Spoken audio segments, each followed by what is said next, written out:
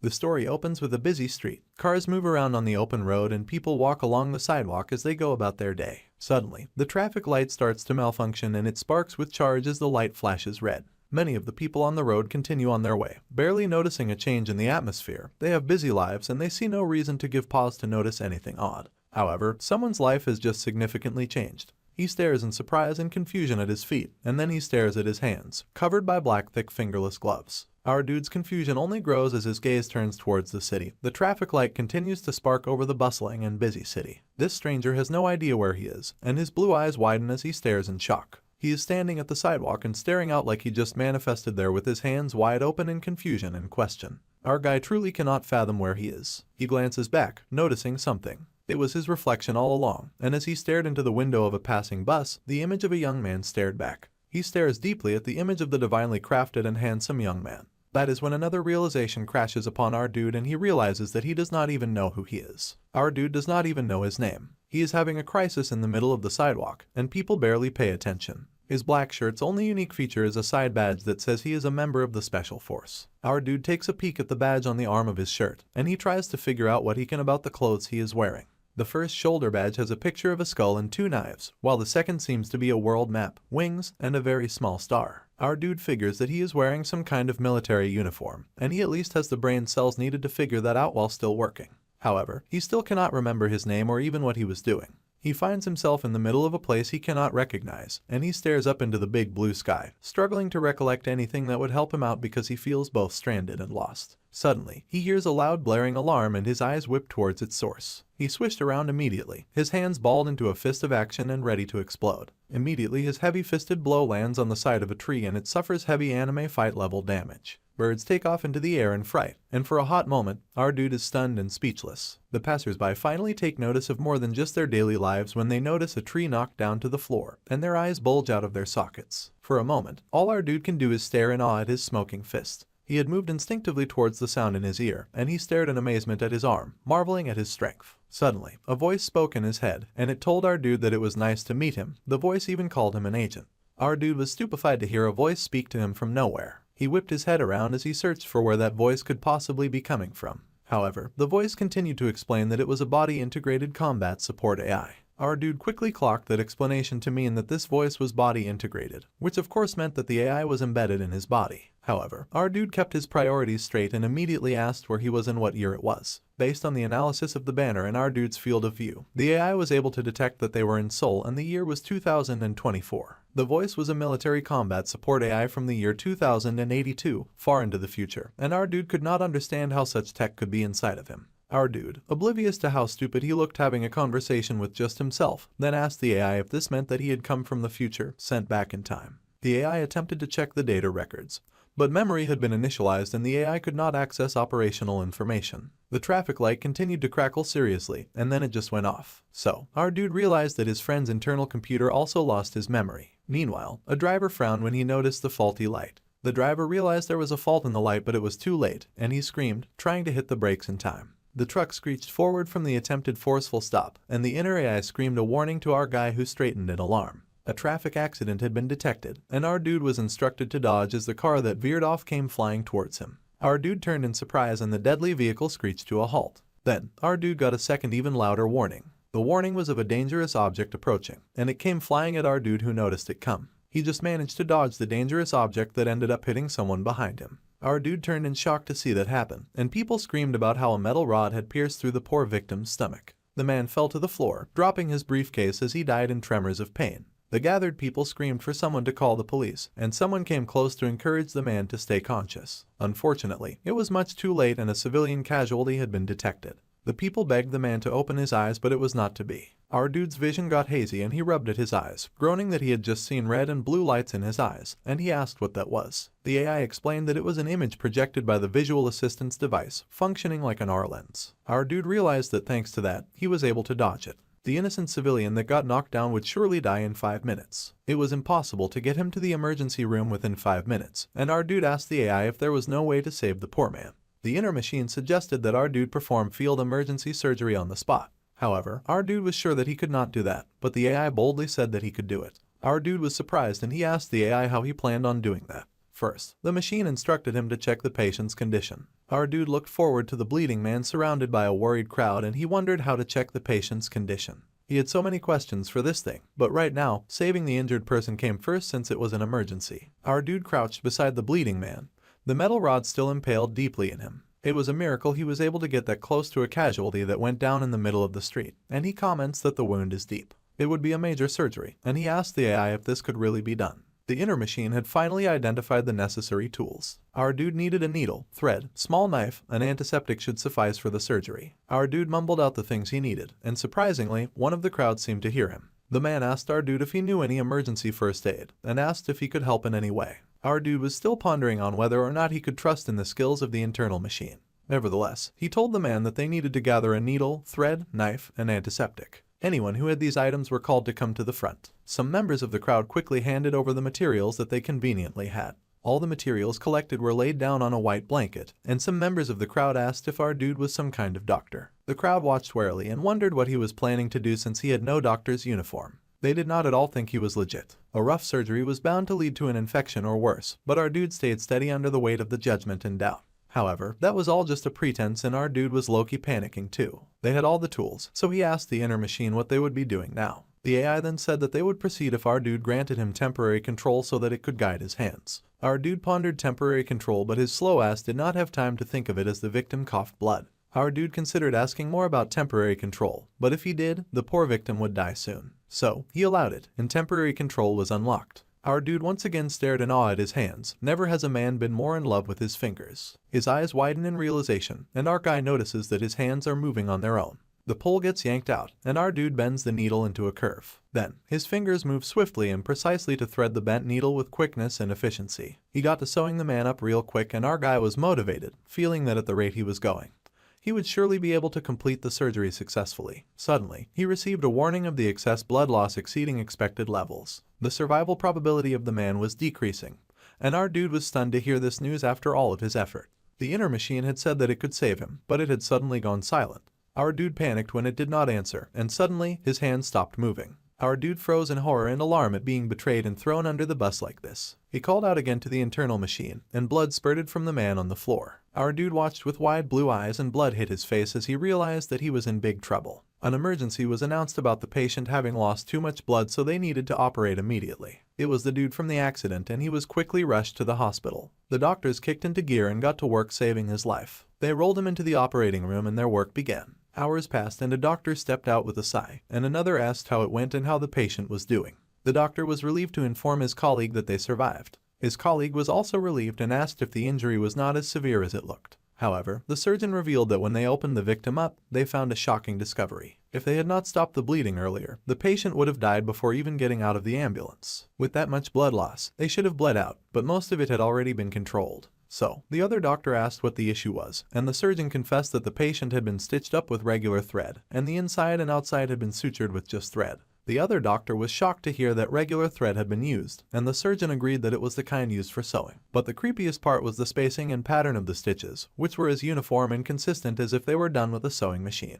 It was eerie, showing the working of the internal machine that had briefly taken over our dude's body. The other doctor agreed that it was absurd, and the surgeon agreed, but that was the truth. Suddenly, someone greeted them hello, and they both turned to see Detective Park Jae-jong, and he asked how the patient was doing. The doctors said that he came at the right time, and they were pleased to report that the patient was now stable. However, the surgeon then asked if it was true that someone performed surgery on the street. The detective admitted that he had been surprised as well. He had heard the guy shouting, "Scalpel, scalpel," and then he performed surgery with a box cutter. Both the doctors were shocked to hear such a thing, and the detective asked if such a thing was even possible, and the surgeon yelled that of course not. It was dangerous for anyone to perform surgery like that on the street, and the surgeon did not think a human body could be cut so cleanly with a box cutter, and he wondered if the street surgeon had been some kind of sword master. All the witnesses at the scene said the same thing, so there was not much they could do about it. Then, the doctor asked what had been used for the needle, and the detective revealed that our dude had just borrowed a needle from a sewing kit. The image of our dude was of a madman with a needle, and the doctors truly believed that he was insane at this point. They then asked where the person who performed the surgery had gone, and the detective revealed that the person finished the surgery and then left quietly before the ambulance even arrived. Everyone was shocked speechless by this news, and none could understand what had happened. Meanwhile, at the block, our dude washed his hands in the sink of a public bathroom, and mumbled to his inner robot that he had thought the AI gave up when their hands suddenly stopped. The AI explained that it had just been calculating the surgical path. Anyway, our dude asked his inner machine why it had no memory. The machine explained that its memory had been reset, and our dude then asked if the machine could remember its name. That had not been set, so the machine had no name. Our dude was surprised, and then he decided to give the machine a name and asked him what his purpose was. The machine explained that it was a combat supporting AI embedded in a human body, so our dude mumbled that name out again, deciding to shorten it into Jian Jian. So, from then on, his inner machine would be called Jian Jian. The AI was silent for a moment, and our dude asked why it was not responding. The machine explained that it was setting its name as Jian Jian. If a name change was needed in the future, it asked our dude to please let it know so that it could reset immediately. Our dude then asked if he should call the AI Black Fire Dragon instead, and the AI quickly stated that Jian Jian was perfect. Now that the machine was answering quickly, our dude asked about the patch on his arm that said Earth Union. The machine explained that it was a part of a special operations military uniform from the Earth Union. So, our dude said that he could be a special forces agent with memory loss, and the machine was made in 2082, so he asked why they are now in the year 2024. The AI confesses that there is not enough information to make a judgment, but our dude points out that the AI can gather information from the internet. However, the AI explains it is impossible, because there is a risk of hacking, so information input and output are very restricted. Our dude then asks the machine how it inputs information, and the AI confesses that it can only do that through our dude's senses. Visual, auditory, olfactory, gustatory, and tactile information are all taken from our guy and shared with the AI. For example, if our dude were to eat something delicious, the AI would experience the same sensation. The AI outputs information through body and voice. However, it also needs our dude's permission for temporary control when it comes to executing some of its inbuilt knowledge. Jian Jian also assists when necessary for combat. However, there are things that it cannot do itself. For instance, it can assist to aim a gun, but it needs our dude's help to fire it and attack directly. So, our dude asked if the AI really did just support combat. So, to gather information or find out why they were here, our dude would have to get that information himself, through his body. The AI says that he is correct, and our dude focuses then with a new look of determination on his face. The first quest for him, so he heads out into the city. As our dude walks around and looks around, he notices something that catches his interest, and he figures they can gather a lot of information in a place called PC. The inner machine asks our dude if he suddenly got his memory back, but our dude just explains that it just felt like common sense was coming back to his previously empty brain. The problem is that to go to this information gathering place, they need money. Unfortunately, the AI does not have any secret bank account, so they have nothing right now. So, first, they will try to make 10,000 won first, in Korean money. Our dude yanks out his pockets and cannot help but marvel at their emptiness. Our dude then wonders if perhaps he can sing for some money, and asks if his vocal cords can work for singing. The AI reveals that since it is a necessary skill in combat, he can support it.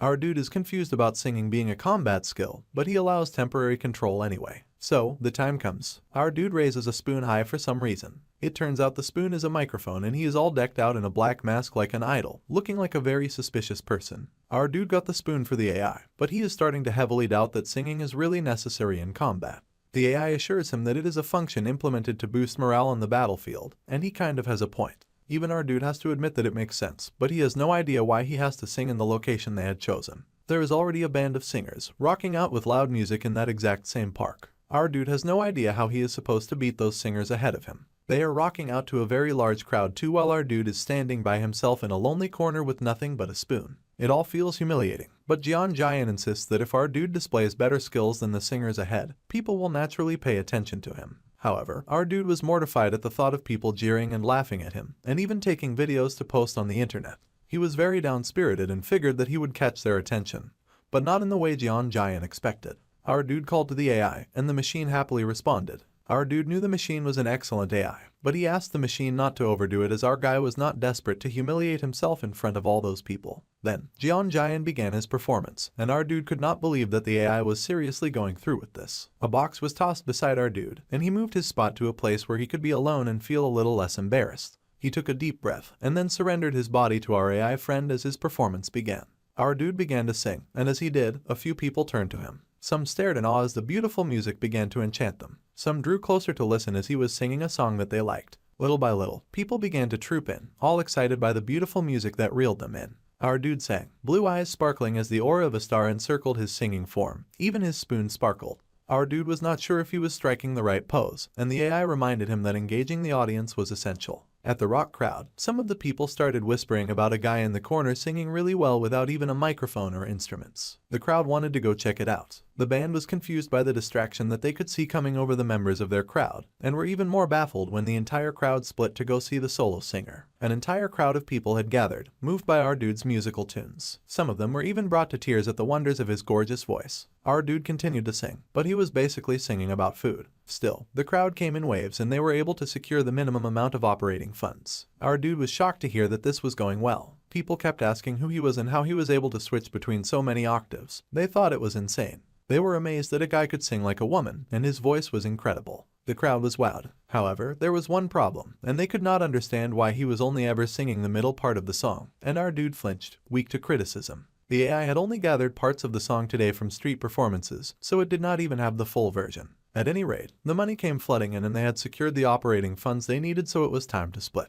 Our dude whispered congrats to the AI, telling it that it had done a good job. Now, they needed to run away. Our dude raced away and the cheering crowd called for him to come back and at least sing more than one song. However, he had already split, oblivious to the fact that a girl with blonde hair had been watching. She was as pretty as a Barbie doll, and she watched from a window in a high building, and smiled in amazement because she had been listening to him sing. Someone called for her and told her that the customer at table 15 ordered ramen, so she had to abandon the window watch and get back to her duty. She yelled that she was coming and got back to work, sighing about how she had wanted to listen a little longer. Our dude happily made off with his box of money. He called to his inner machine, saying that if they went to the PC room, they should be able to find various information, including the information about the Earth Alliance or their purpose. However, our dude asked what they would do if they failed to find anything useful. The AI explained that first, it was important for them to infiltrate the local area discreetly and blend in naturally. Afterwards, they would need to find a way to contact headquarters. Our dude stares at the PC place and wonders how they can infiltrate the local area discreetly. Then, he walks forward and notices a sign on the door that says that they are hiring part-time staff at the PC room. He has to bring his ID and resume, experience preferred.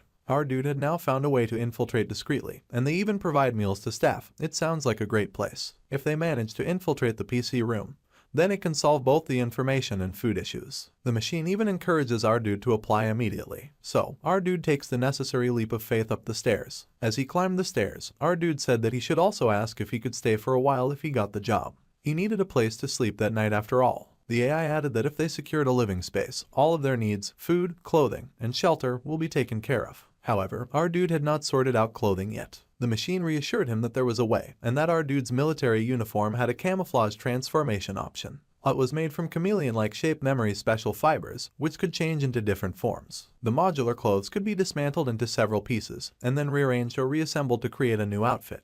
Our dude was curious and eager to try, so he checked it out and there was a bright flash on the staircase. It was done, and our dude now stood in the most embarrassing-looking clothes known to man. He looked like a female protagonist from an erotic superhero show. Our dude had seen the singers earlier wearing something like that, and he could not figure why his internal machine had gone silent. Some people were coming up the stairs and a person was berating their friend, saying that no matter how small a PC room was, it was not okay for people to wear something ridiculous. Then, the two men looked up and saw our dude standing at the top of the stairs dressed like a hooligan. They were shocked, speechless, and horrified to see him just standing there proudly with his belly exposed. Our dude also stared back blankly as he had no idea what to say. The other two dudes completed their climb up the stairs, making sure to avoid eye contact.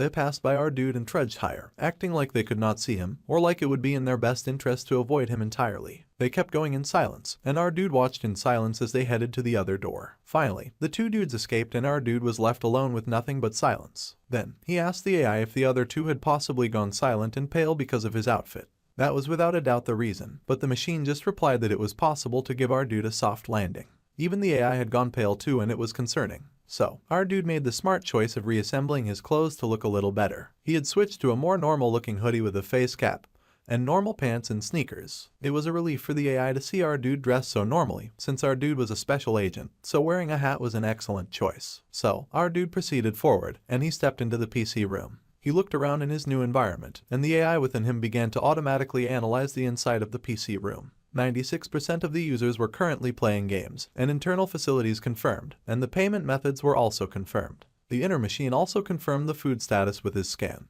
and he even identified a space that could be used temporarily as a living area. Analysis showed that this was the most suitable place to stay for the time being, and our dude was on board with the idea. The users continued to utilize the PC room with all of their heart and interest. One dude was surprised to hear that our dude wanted to apply for a part-time job. The dude asked if our dude had any idea or resume. However, our dude had none of that, and the man at the desk said that our guy was pretty bold with that much audacity. The man yawned and allowed our dude to fill out the resume here and to bring the ID the next day. As the owner, the man could not protest much since he was short on part-timers. Our dude agreed, and the man scanned him, thinking that our dude was not bad. However, the man doubted that our dude had come here to just sit around and take it easy. Our dude had a nice face, and he looked like he could barely cook instant noodles. The man asked our guy if he could handle a frying pan, and our dude nodded. The owner explained that they served food there, so our dude needed to at least know how to use a frying pan.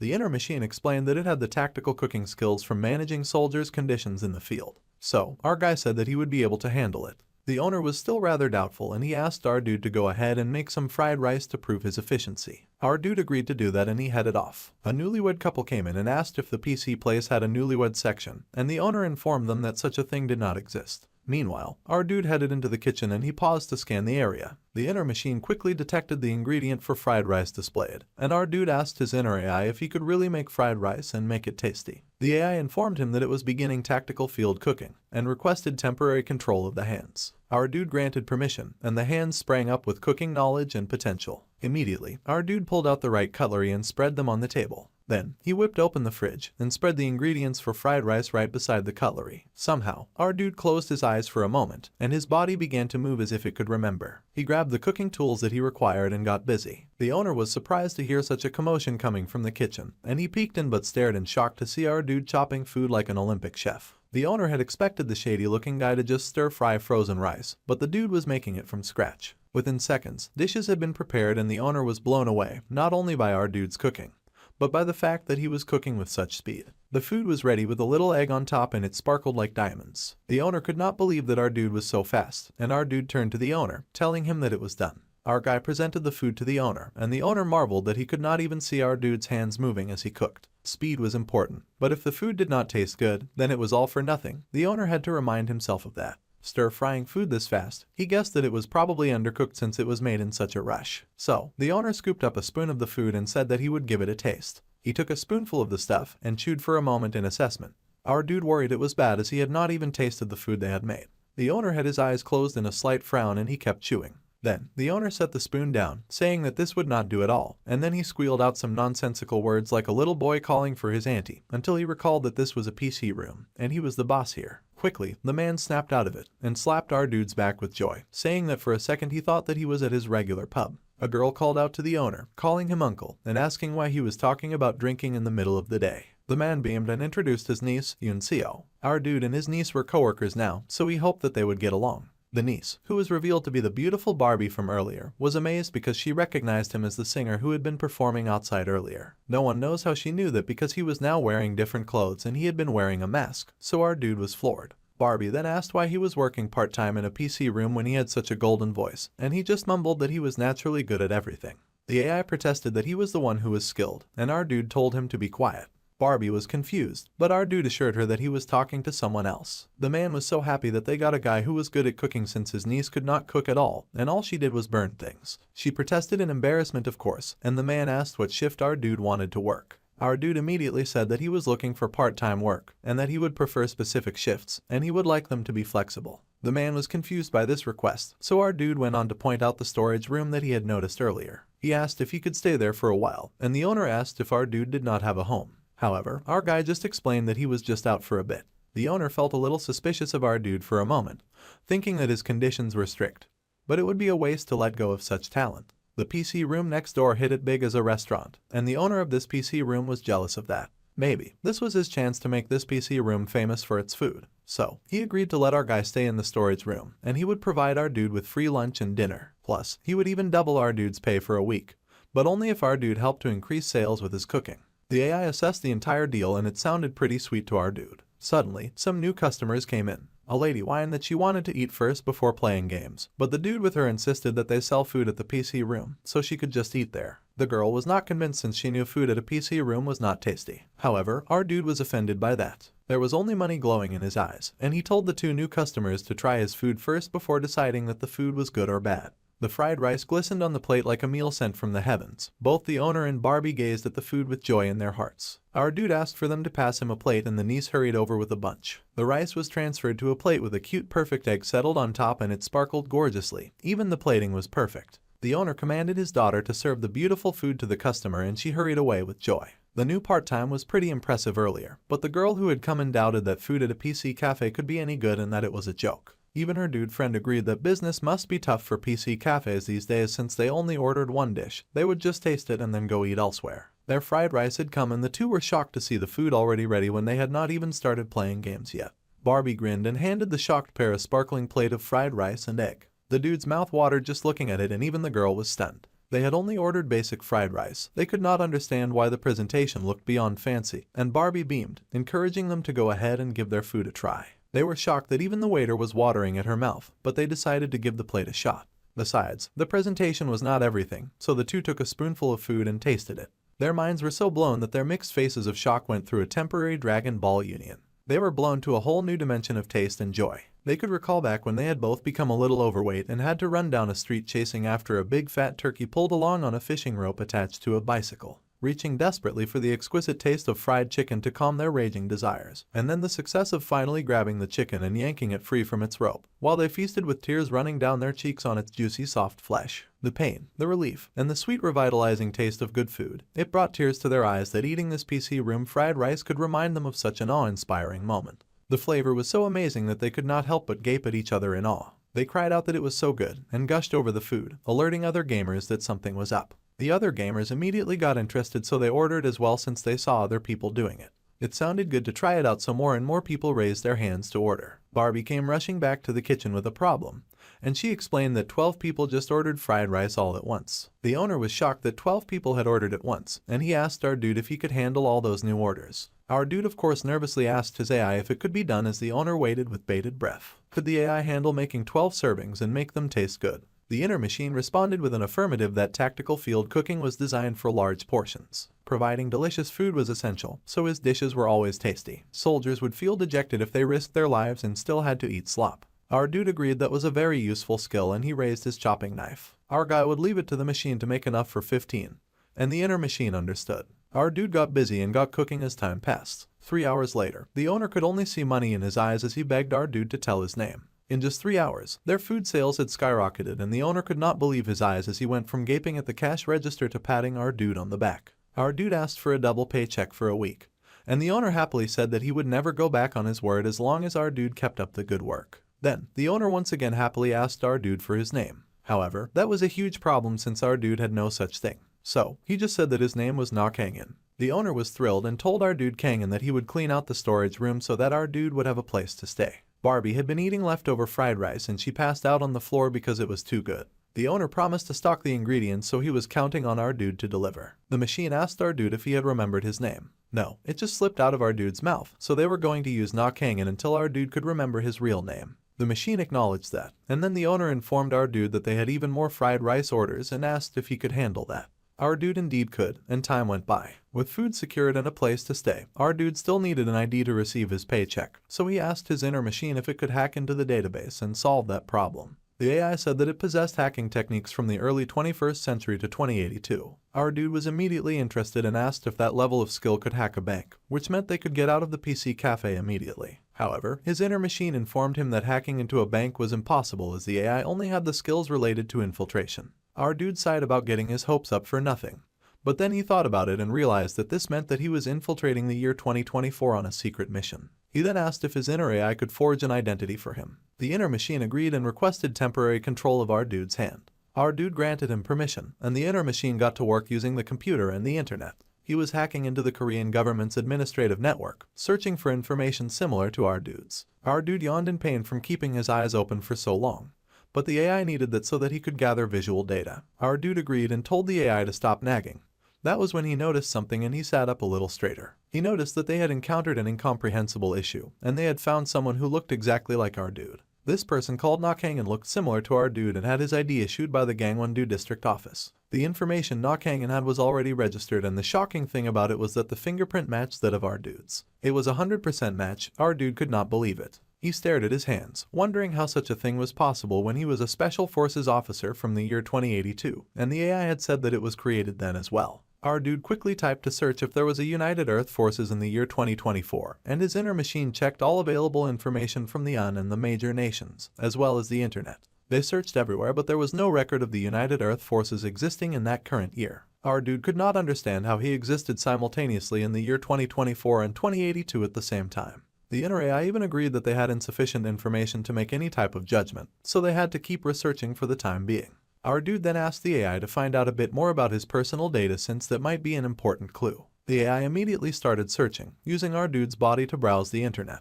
He found some information about our dude, who was a university graduate and a former administrative officer with no card usage in the past 2 years, no social media activity, and no pension contributions. Currently, our dude was presumed unemployed, and he sighed that he didn't even have a registered job. Meanwhile, Barbie happily skipped to him, and he paused when he noticed the sound of her steps getting closer. Cha Yun-seo was approaching, and even his inner machine alerted him to the fact. The girl appeared and beamed, saying that he typed so fast. She asked if he also could do programming, since she had decided that our dude was all-knowing and perfect. However, our dude said that it was a bit rude for her to suddenly look at someone else's monitor. Barbie grinned and giggled, saying that her uncle had given her his card to go shopping with their new employee. She asked for him to come with her, and it seemed she had no idea what he had been researching, so our dude breathed a sigh of relief. So, they headed out during work hours, and she sighed that it felt like heaven to do that. Happy Barbie told our dude that he picked things out so quickly, but our dude had just grabbed whatever Giant told him to. Our dude had picked the best quality items, and it did not even take 5 minutes. Barbie pointed out that she had seen our dude putting a bunch of heavy stuff in the cart like frying pans and ingredients, but our dude was carrying it all so easily like it was not heavy at all. Our dude admitted that it felt light to him, and she recalled that earlier he had been flipping a pan full of 15 servings with just one hand. He was basically a superstar to her. She gushed at him, saying that his arm was like steel, but the inner machine warned our dude not to get too flattered.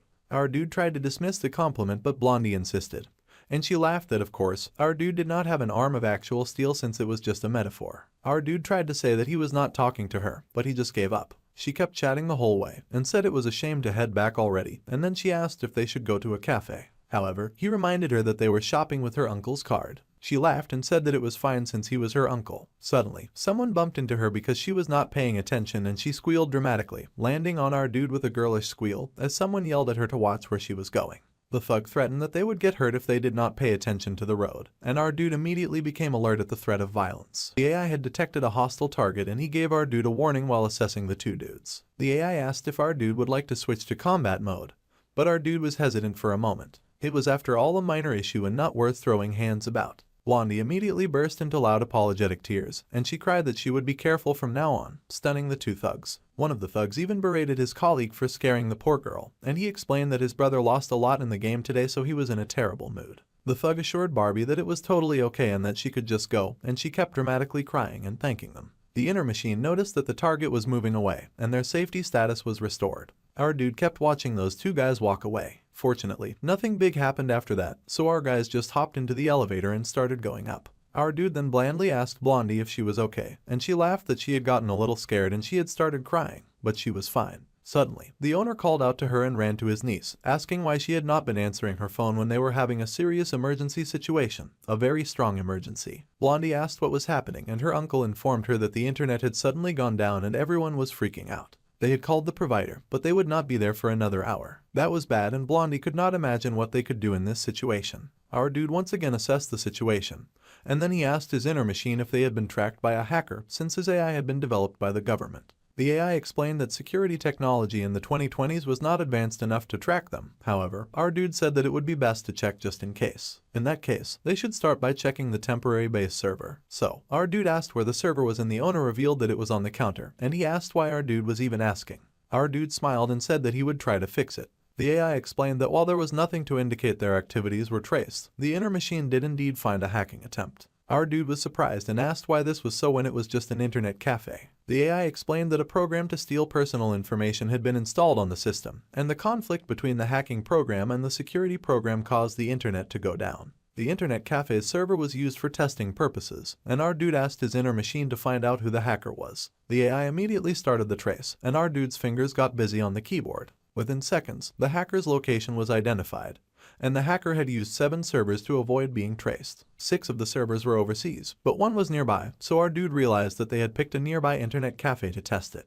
Our dude wondered why it had to be nearby, and if they had needed to come in person to install the program. The inner machine informed our dude that his guess was very correct. Our dude then wondered if the culprit could have been the guys from earlier. Suddenly, someone yelled out that they had gotten disconnected right in the middle of their promos. Barbie offered to extend the time of the angry customer, but the customer yelled that it was the least that they could do considering he almost won, and he was very upset about that. Blondie kept apologizing, and our dude noted that the customers seemed really upset and asked the AI for some pointers on how to handle that situation. The inner computer just told our dude to offer them food, but that often worked best in underdeveloped areas. Then, the inner AI brought forth a list of popular gaming snacks. Please choose one. So, our dude chose number 3. The inner AI informed our dude that he had chosen the snack with the lowest ingredient cost, and that it was an excellent choice. Our dude told the AI to be honest about how much it liked money, but the inner machine just responded that it did not understand.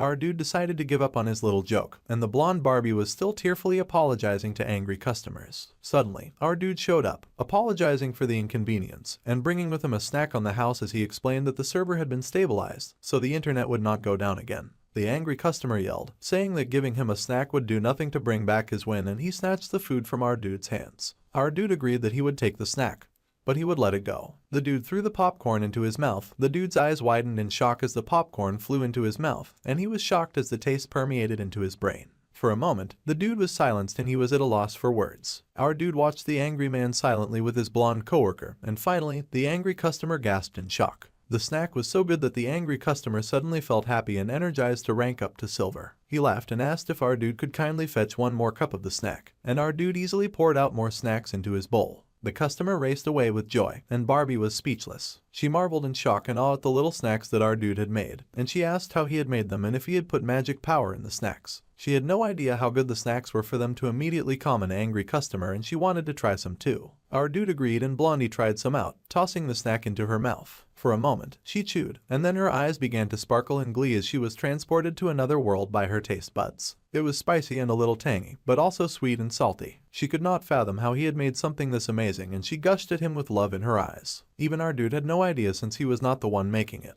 but he just said that he just threw it together with what they had in the back. Our dude needed to briefly step out because of the internet issue for a bit, so he asked Blondie to share the stash of snacks with the other customers who were affected. He left some in the kitchen so that she could eat them with the boss later. Then, he stepped out as she watched him in awe. As our dude left, Barbie admitted that if there was a hero in the modern world, she thought for sure that it would be someone like our handsome dude. Meanwhile, our dude went outside to the area he intended to go. His inner machine informed him that they needed to take out the enemy who attacked their base, and our dude agreed. That was why he was going to catch the hacker, and he told his inner AI to lead the way. The inner machine activated navigation mode, but he could not detect any nearby CCTV, nor were there any external guards. The AI also detected no tactical detection equipment, and our dude noted that the guys were trying to stay hidden, so our dude said that they would go in. They did head inside the room that they suspected the hackers to come from. Our dude could hear something coming from behind a big red door as he snuck in.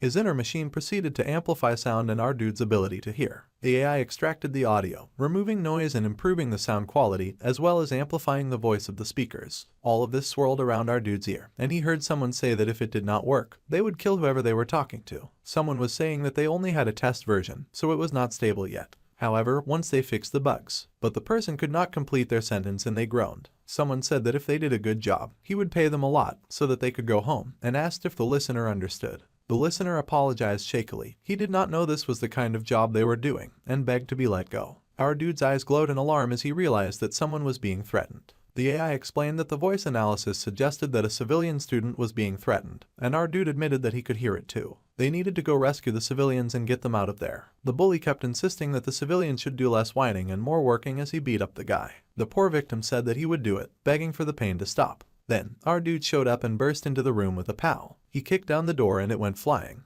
The guys were shocked to see him, and civilians squeaked in shock. Our dude was wearing a face mask, so his identity was concealed, and he raised his fists. The thug stared at him in silence for a hot minute, and the civilian stared at our dude with tears running down his big pathetic eyes. The civilian cried that even more thugs had appeared, and he panicked thinking that he was going to suffer for sure. One of the thugs turned to his colleagues, saying that the door was supposed to be locked, and his colleagues confessed that it truly had been locked. So, the bigger, angrier guy then asked how an intruder had gotten in when the door was locked. One of the thugs was just saying that he would throw the intruder out right away just to get a fist smashed into his face by our dude. The dude flew back in overwhelming confusion with blood gushing out of his nose. Our dude stood with his fist outstretched, striking a powerful pose after delivering some painful justice, and the thug fell flat on the floor. Our dude's eyes glinted in challenge to the other thugs in the room, like he was asking them to hit him with their best shot. Meanwhile, the civilian involved in this situation was called Seong Hwan, and he was a first year at Korea University. He had been interested in computer hacking ever since he was a young boy, and even though he was just a freshman, professionals often asked him questions and he had always been pleased about that.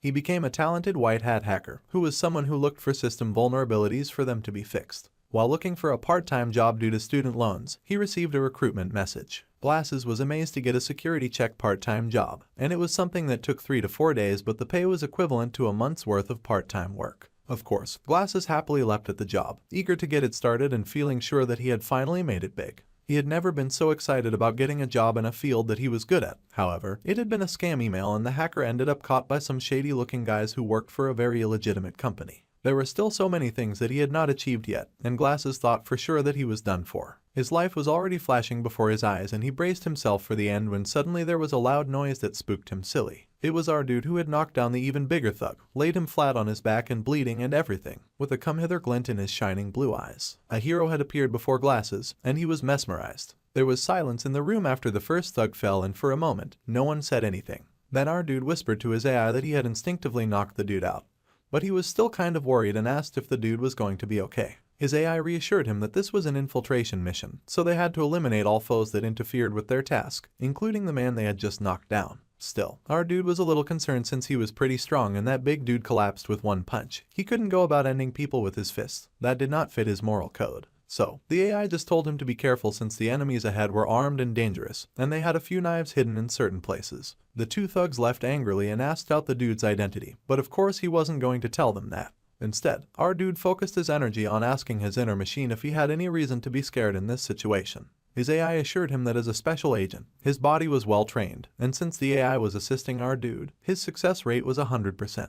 That was reassuring to hear, so our dude then pointed a finger of justice at the thugs and said that he had heard someone getting beat up from the hallway, so he came in. He yelled at them, saying that it was too much to gang up on someone and called them octopus jerks while giving them a very stern lecture. The thugs were immediately pissed and called our dude a little punk, and they were pissed about getting called octopus. The AI informed our dude that he had just provoked them without offering a deal, so the enemy hostility would only intensify. One of the thugs rushed at our dude, cursing him out as he lunged with a knife in his hand. However, our dude was not scared of him and even averted his gaze for a moment. Since he could physically win easily, our dude decided to instead focus on more mental attacks. The thug yelled and asked what the heck our dude was babbling about with his filthy mouth, and our dude swiftly delivered an uprising kick to the dude's chin, tossing him into the air. The man smashed his head on the roof to his shock, and he just stayed there with his head stuck in the roof and his body hanging down. His colleague, and the last man standing, was left gaping at this sight, and then he cursed at our dude and called him crazy as he too rushed at him. Their attacks were very weak and direct, and our dude saw him coming a mile away. He raised his foot again and this time brought it down on the last thug in a chopping motion, slamming the thug into the ground. The man was shocked as he fell and he crashed to the ground. Our dude was amazed at how easily he had defeated 3 foes very quickly, and he marveled at his really strong kicks, sparkling like he was his own personal fanboy. He even remarked about their movements being kind of like a machine, and the AI pointed out that our dude had kicked with 5 times the strength of a normal human. Our dude was amazed about that since it just felt like a light kick. The inner machine explained that our dude's body strength had been enhanced, and our dude was amazed and wondered if he had been pumped with steroids. Meanwhile, the victim he'd just saved watched with fear in his eyes. The AI explained to our dude that steroids had not been used for his strength enhancement, and our dude mumbled that he got stuff installed that were not just in his eyes and ears, but in his hands and legs too. The victim was panicked because our dude was totally talking to himself, and he had been doing that for a while now. He worried that our dude was crazy and tried to convince himself that our dude was a police officer communicating via radio. Glasses then tried to assume that our dude was a government agent sent to catch a hacker, and then he got panicked all over again. No matter how innocent he looked, Glasses knew he was cooked if he looked back in his past, since he had hacked some money in the past as a nefarious hacker. Glasses had also successfully hacked into the Instagram account of the most popular guy in his class, and he had changed his password too. About 1 out of 10 times, he had used his skills for minor misdeeds, and Glasses panicked that he would finally be brought to justice. Glasses quickly spoke up and yelled that he did not do anything bad. He cried that he just did what they told him to do, and that he was a really good guy. He begs our dude to please let him go, and for a moment our dude is stunned because no one even accused that guy of doing anything. The machine said that there was a chance that Glasses were telling 90% of the truth, and he seemed to be a white hat hacker. Glasses went on to plead his case, and he declared that he had just been hired for a security check. Meanwhile, our dude was surprised that his inner machine could distinguish that our dude was not lying. Glasses was still panicking and asked our dude if he was communicating via radio right now. The AI had a skill that analyzed the expressions and behavior of captured prisoners to determine their reliability. The more they pushed a prisoner into a corner, the more accurate the results became, and the AI could read glasses like an open book. Our dude was impressed that the inner machine had skills for everything. But our dude mumbled that being more open when desperate was a typical trait when someone was lying. However, the AI insisted that the analysis indicated a 90% chance of truthfulness. So, our dude leaned in and announced to Glasses that there was a 10% chance that he was lying, and Glasses panicked even more. Glasses covered his face like he expected a beat down. But our dude just asked why he was in this room in the first place. Glasses revealed that he had gotten tricked into a security check part-time job, and he had been trapped there for 3 days. Those jerks were really bad guys, and even after this job, they were going to make Glasses keep doing bad things. Our dude asked what things, and Glasses explained that he'd be forced to do stock manipulation, and our dude was surprised that those cheap thugs were doing something like that. They seemed too dumb for that in his own opinion, but Glasses explained that he had been told to create a program to manipulate comments on stock forums. Those guys went directly to an internet cafe nearby to install it. Those had been the same thugs that they had seen walking out of that cafe, so our dude realized that was what they had been doing. So, Glasses was sure that they had to be part of a stock manipulation group.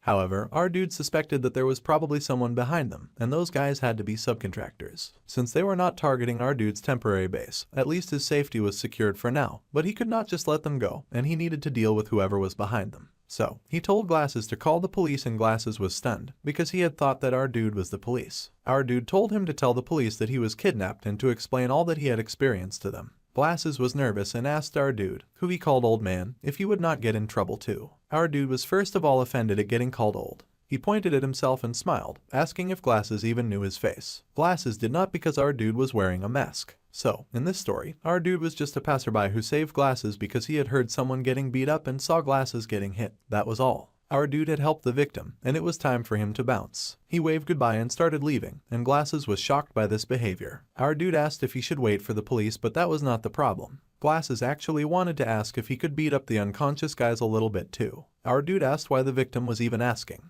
Glasses said that he just wanted to be sure in case they woke up that our dude would protect him. However, our dude assured him that the thugs would not wake up, so he could go ahead and beat them up with confidence. This greatly inspired Glasses, who was thrilled to hear this. He yelled and raised his fist, cursing at the jerks. He swung his fist at the thug on the ground, and the man popped up like a spooky-triggered Jack-in-the-Box, shocking both Glasses and our dude. They were mortified, and Glasses' soul nearly left his body from the shock. Even our dude squealed in horror. Police cars gathered around a place where our dude had beat up the jerks bullying the victim. The police were stunned when they got to the scene of the crime and could not believe that those people had gotten beat up so badly. Fortunately, the 3 thugs were still alive, and another officer questioned the victim on what had happened in that place. The victim explained that those jerks had kept him there for 3 days, and they had locked him up and beat him, saying that he had to make a stock forum manipulation program. The thugs had also threatened to kill Glasses if he failed, and the police officer got real suspicious and asked Glasses how exactly the thugs had ended up like this, since it was not likely from overwork, and Glasses explained that he had not been the one to fight them.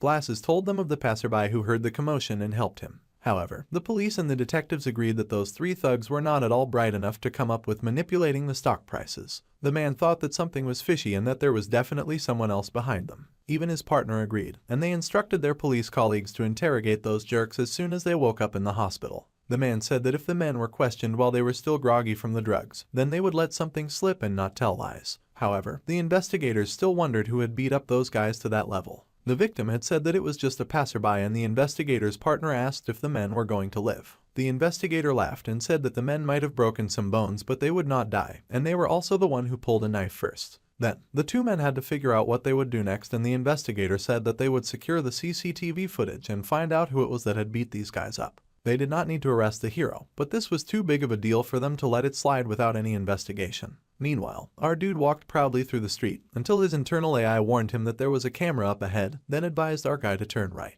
Our guy did turn as well, and he asked his inner machine if it was sure that the building they just left did not have any CCTV. The AI said that it was sure and that they had to complete the mission thoroughly so that they would not get caught. Our dude had been really surprised back there, and he had not expected the thugs to stand up again so quickly after getting hit. It was just a reflex, like a knee-jerk reaction, and the AI assured him that the thugs just had exceptional reflexes. Then, our dude then asked why the AI did not have a phone function, since that would be so much more convenient, but the inner machine did not have anything like that. Then our dude groaned and knew that he had to get a smartphone since he was broken.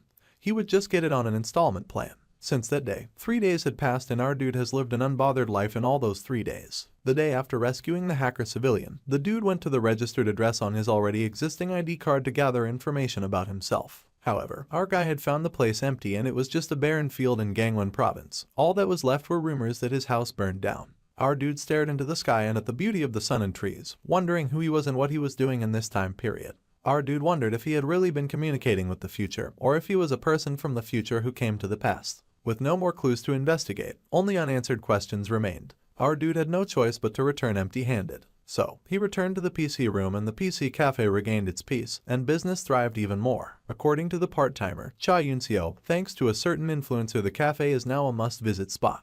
The special dish is only served when I'm at the cafe. They don't sell the special dish when he is out gathering information, and that random sales tactic unexpectedly had an effect. Whether our dude was at the cafe or not, it was now bustling with customers. Some people came around just to eat, but most of them stayed and used the cafe for at least an hour or two. Now, judging by the happy and joyful look on the owner's face, it seemed like he had to hire more part-timers as the number of customers increased. The owner happily introduced a new part-timer and asked for the part-timer's name. Our dude looked up in surprise when he saw the part-timer, and the new guy happily introduced himself, saying that he was pleased to meet them. He was Seong Hwan, the civilian that our dude had rescued from captivity 3 days ago. The owner checked out the dude's schedule and was amazed to find that he had been studying computer science. Glasses laughed and admitted that he has been good with computers for a long time, so if the computers broke, Glasses would happily fix it for them. He bowed and happily said that he was looking forward to working with them, and the owner laughed, patting his back and saying that they had 2 reliable part-timers employed there. Barbie insisted that her uncle include her in his count. The truth was that Glasses applied to work at the cafe because he felt bad. He had caused damage to the PC cafe after all, even though he had been forced to do it by those goons. At any rate, with a heart full of remorse, he would work hard at the cafe. The owner happily introduced the new part-timer to our dude called Na Kang, and who had turned the cafe into a very famous spot with his life-changing cooking. The owner introduced our dude as the cafe's chef, but he was also good with computers, so the owner expected our dude and Glasses to help each other out and get along. The two stared at each other for a moment, and then Glasses seemed to come to a realization the more he looked at our dude. He then asked if it could be, and our dude immediately got nervous because he realized that Glasses was totally figuring out his true identity. However, it was just a false alarm, and Glasses happily pointed out that our dude was definitely older than him, and our dude happily accepted that. Glasses laughed and said that it was nice to meet our dude. He introduced himself as Seong Hwan and asked our dude to please take care of him. Our dude was very relieved that Glasses did not recognize him. He shook our dude's hand, and our dude also introduced himself. Working with the person he rescued was a risk to our dude's cover, and the AI warned our dude, recommending that our dude tell the owner to fire Glasses. However, our dude thought that was way too harsh when Glasses was already calling him Hyung, and he asked how he could possibly get the guy fired. Though Glasses had first called him an old man, still, our dude looked forward to working with the kid. The inner machine double-checked the shopping list for the day when they went out. They had to get sriracha sauce, tonkatsu sauce, ketchup, mayonnaise, chili sauce, oyster sauce, and tomato sauce. All purchases were quickly completed, and the receipts were safely kept as well. Our dude was pleased and noticed that his inner machine seemed especially meticulous about money and food. The AI commented on managing money and then burst into a rant on how managing money was important and made life easier, and was crucial for safety. Our dude started to wonder if there was a malfunction from how much his AI was saying.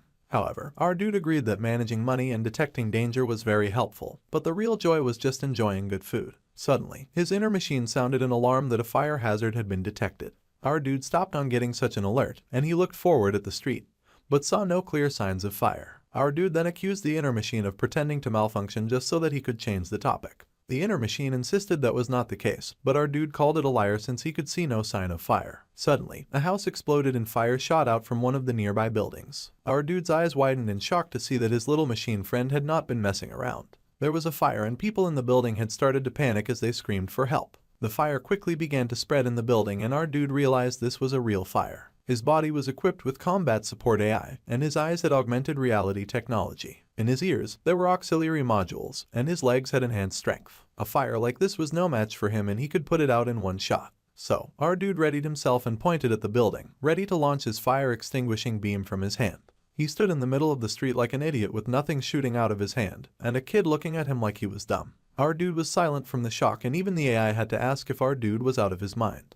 Our dude was also stunned and felt very disappointed that he did not have a freezing ray in his hands or anything cool like that. The AI took the time to remind our dude that if he did have something like that, he would not even count as human anymore. Our dude was still very disappointed and then asked what was the easiest way to put out the fire. The inner machine instructed him to call a fire truck as that was the easiest option, and our dude was very disappointed that he could not use his badass skills to fight every foe. He really wanted to do something extra when suddenly he heard someone calling for help. He looked up and the call for help got even louder from the roof of the building on fire. There was someone dancing around and waving their hands at the top. It was a young lady and she looked close to tears. People pointed at her and gasped, unsure what to do to help her. Our dude immediately whipped out his mask and asked his inner machine if he could calculate the fire truck's estimated arrival time. Considering the current traffic, it would take at least 4 minutes. The flames were likely to reach the roof within those 4 minutes. If they did not act now, there was a 99% chance that they would die. Our dude slipped on his mask with pride and determination burned in his eyes as he made a pledge to find an entry route.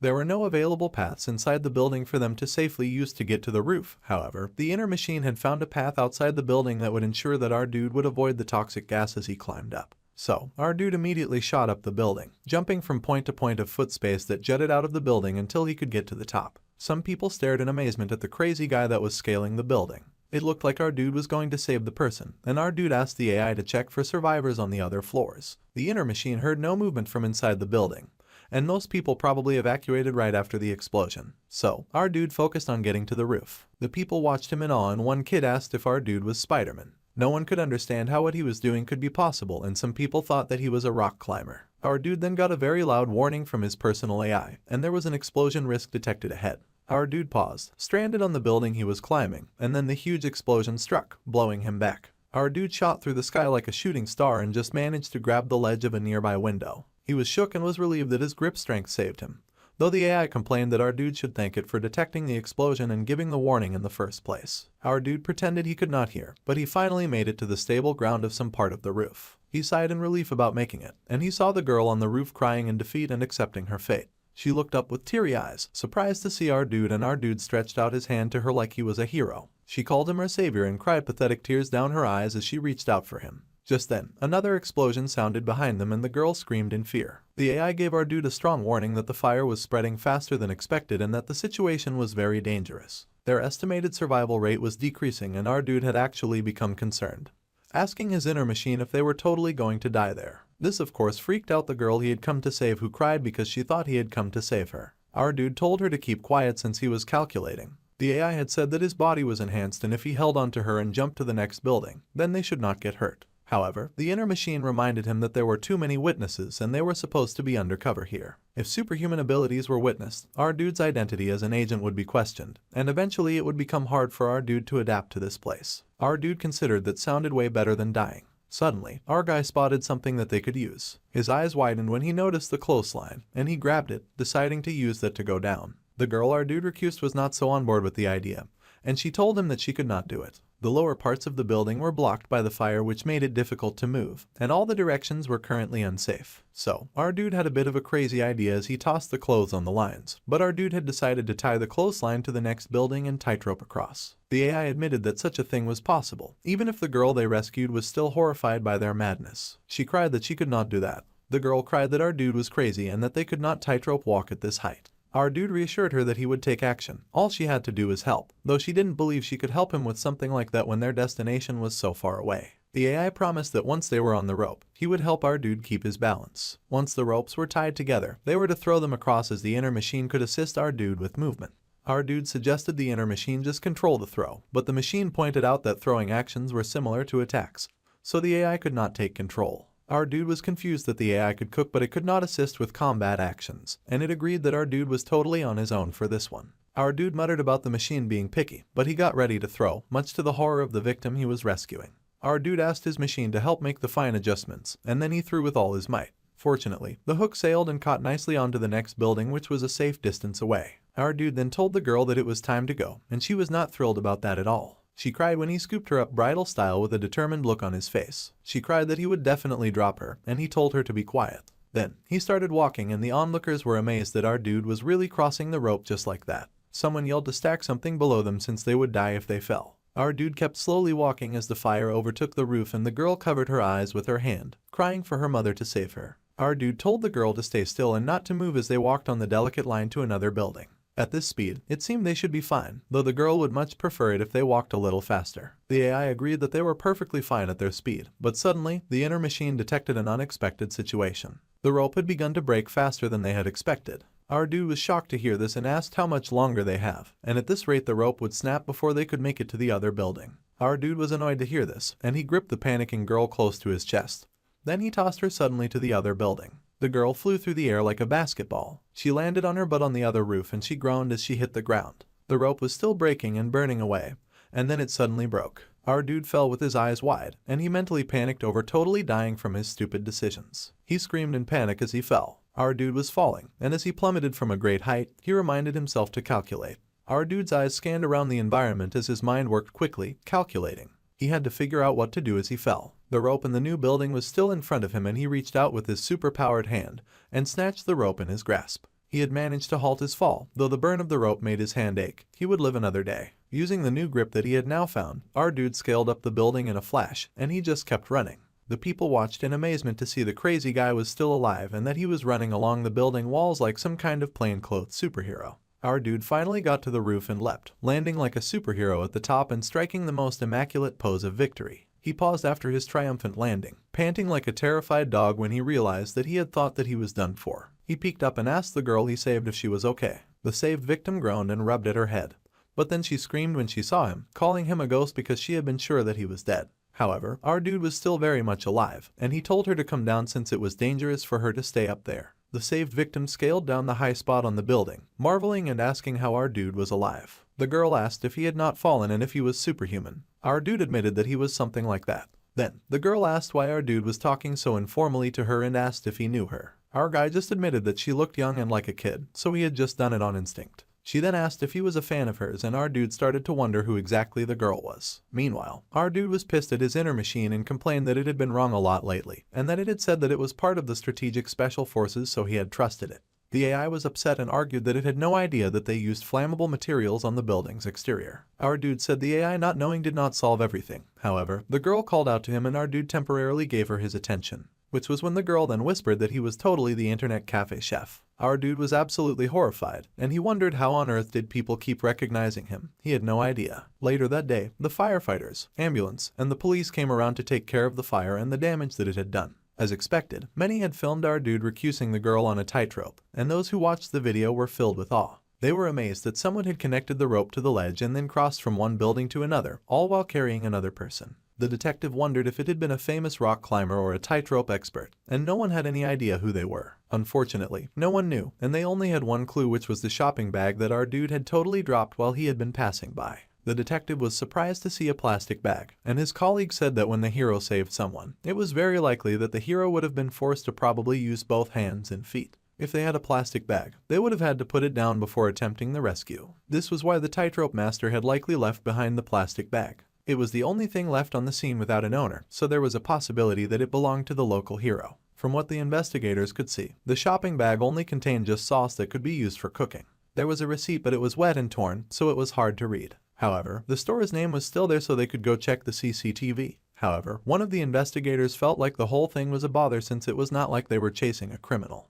Also, if it was just an electrical issue or a gas leak, it was not even their team's case. Suddenly, the investigator's partner glanced down at his phone as it began to ring. When he picked up the phone, he sighed that the team leader was on the phone with them and he was asking them why. The investigators sighed that it was because they were always cutting into their vacation time and that they were in deep trouble now. The investigator groaned and asked why they were always in deep trouble, and it was not just a short circuit or a gas leak, but it was actually arson. They were not sure of that yet, but that was not the current problem. One death was reported on the 3rd floor, and they all groaned cause this meant that they had to get involved. They had thought that there were no casualties, but they sighed and said that they would start by looking for the tightrope master. Meanwhile, on the other side of town, our dude was still hanging out with the girl who knew his identity. She stretched, saying that she felt so refreshed after a good bath, and our dude pointed out that she had survived thanks to him. But now she was blackmailing him for bath money as well, and he asked if she did not have shame. Her house was completely burned down, and she whined that he did not even feel sorry for her. She cried that she had no parents and that he was all alone and did not even have a place to stay that night.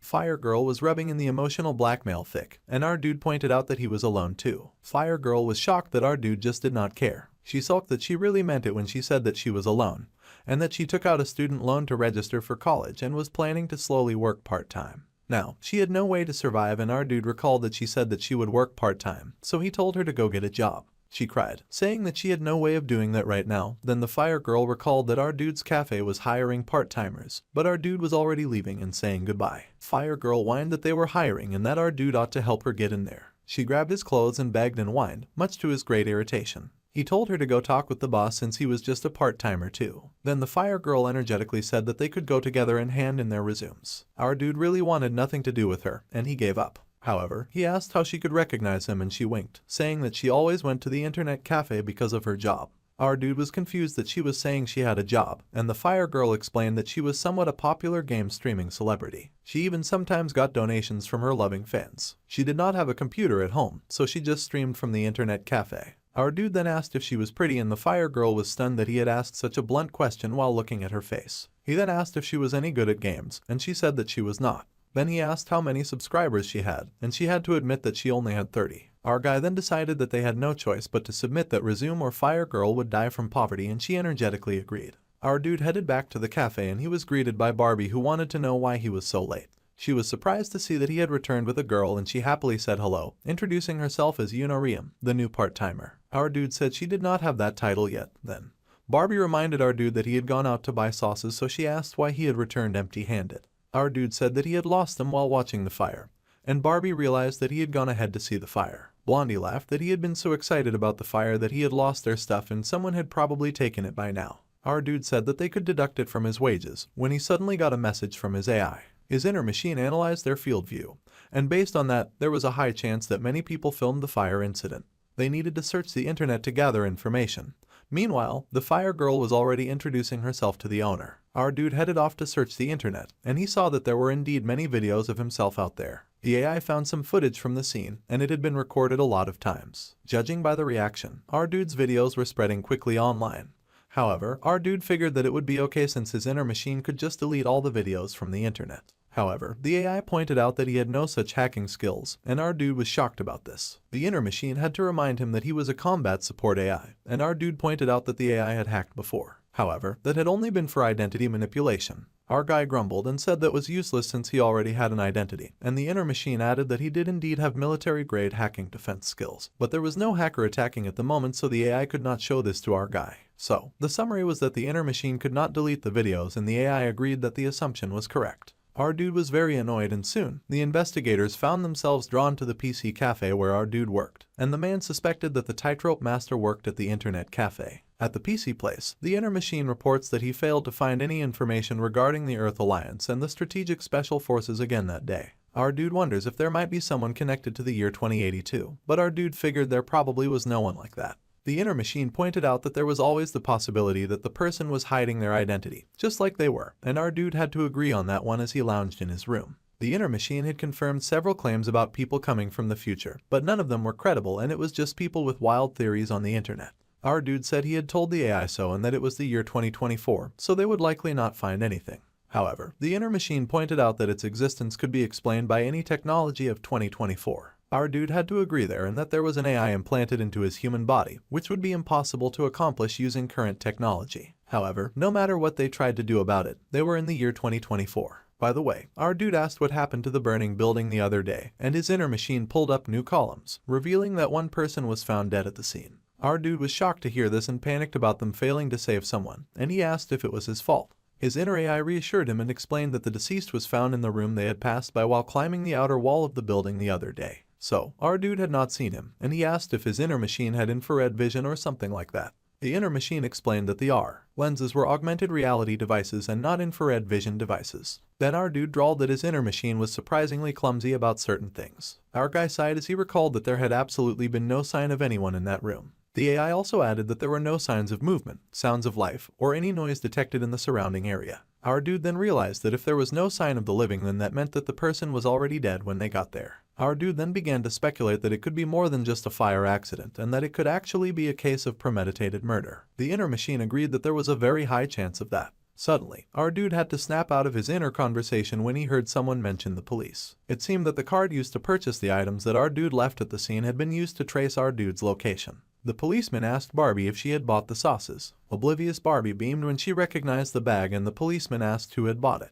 Barbie then called out for her Kang Appa, which was our dude. Blondie said that the police officer brought the seasoning that he had lost while he had been watching the fire the other day. Our dude stepped out and the policeman was shocked, realizing that our dude had just left behind the bag of sauces while only watching the fire. Barbies cheered, saying that the police were truly amazing to even track down the owners of things like this to return to them. The policeman hastily agreed and our dude thanked him. The police of course accepted our dude's thanks, and he even handed over his business card. The officer added that if our dude had any tips about the incident that day, then he should please contact him. Barbie happily waved the police goodbye while our dude stared at the card. Our dude whispered to himself that to catch the murderer, they needed the help of the detective. He asks his inner machine if he could go meet the detective, and his AI says that our dude has a confirmed identity, so it is safe for him to interact with law enforcement.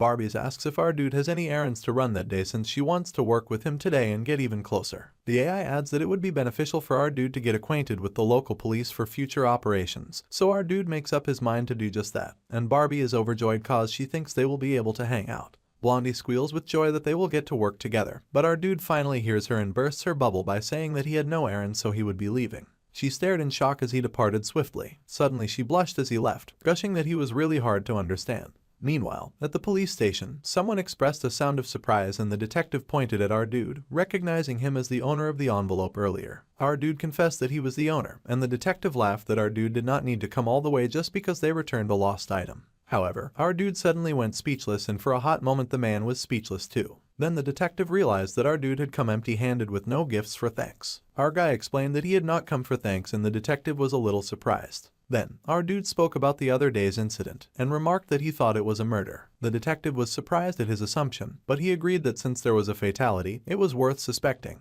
Besides, they were still investigating. However, our dude adds that there is a very high chance that the incident was a murder. The detective was surprised about that, then asked our dude if he had any evidence, since a civilian could not make a random guess and confuse the investigation. Our dude simply responded that he had not seen anyone moving when he went up the tightrope, and the detective absent-mindedly agreed with him. Then the detective spat out his drink in shock, shocking the other officers around. The detective could not believe that our dude was really the guy that he had been searching for, the tightrope master from the other day. The detective demanded why our dude had not identified himself earlier, and our dude just said that the officer had not asked so he had said nothing. The detective groaned and called our dude too much, then he asked how our dude had climbed up the building like a superhero. The detective was in awe that our dude had carried someone on the rope and then ran along the wall, but our dude said that did not seem like the point at the moment. The detective had to agree to that, and then again asked our dude why he suspected a murder. There had been no movement in that room, even though the fire was burning, so our dude expected that the victim was either already dead or might have been intoxicated by alcohol or drugs. So, the detective understood that our guy was saying that someone set the building on fire in order to cover up a murder. Our dude confirmed his suspicions since he had confirmed the other day that there were no other survivors as he ascended the building.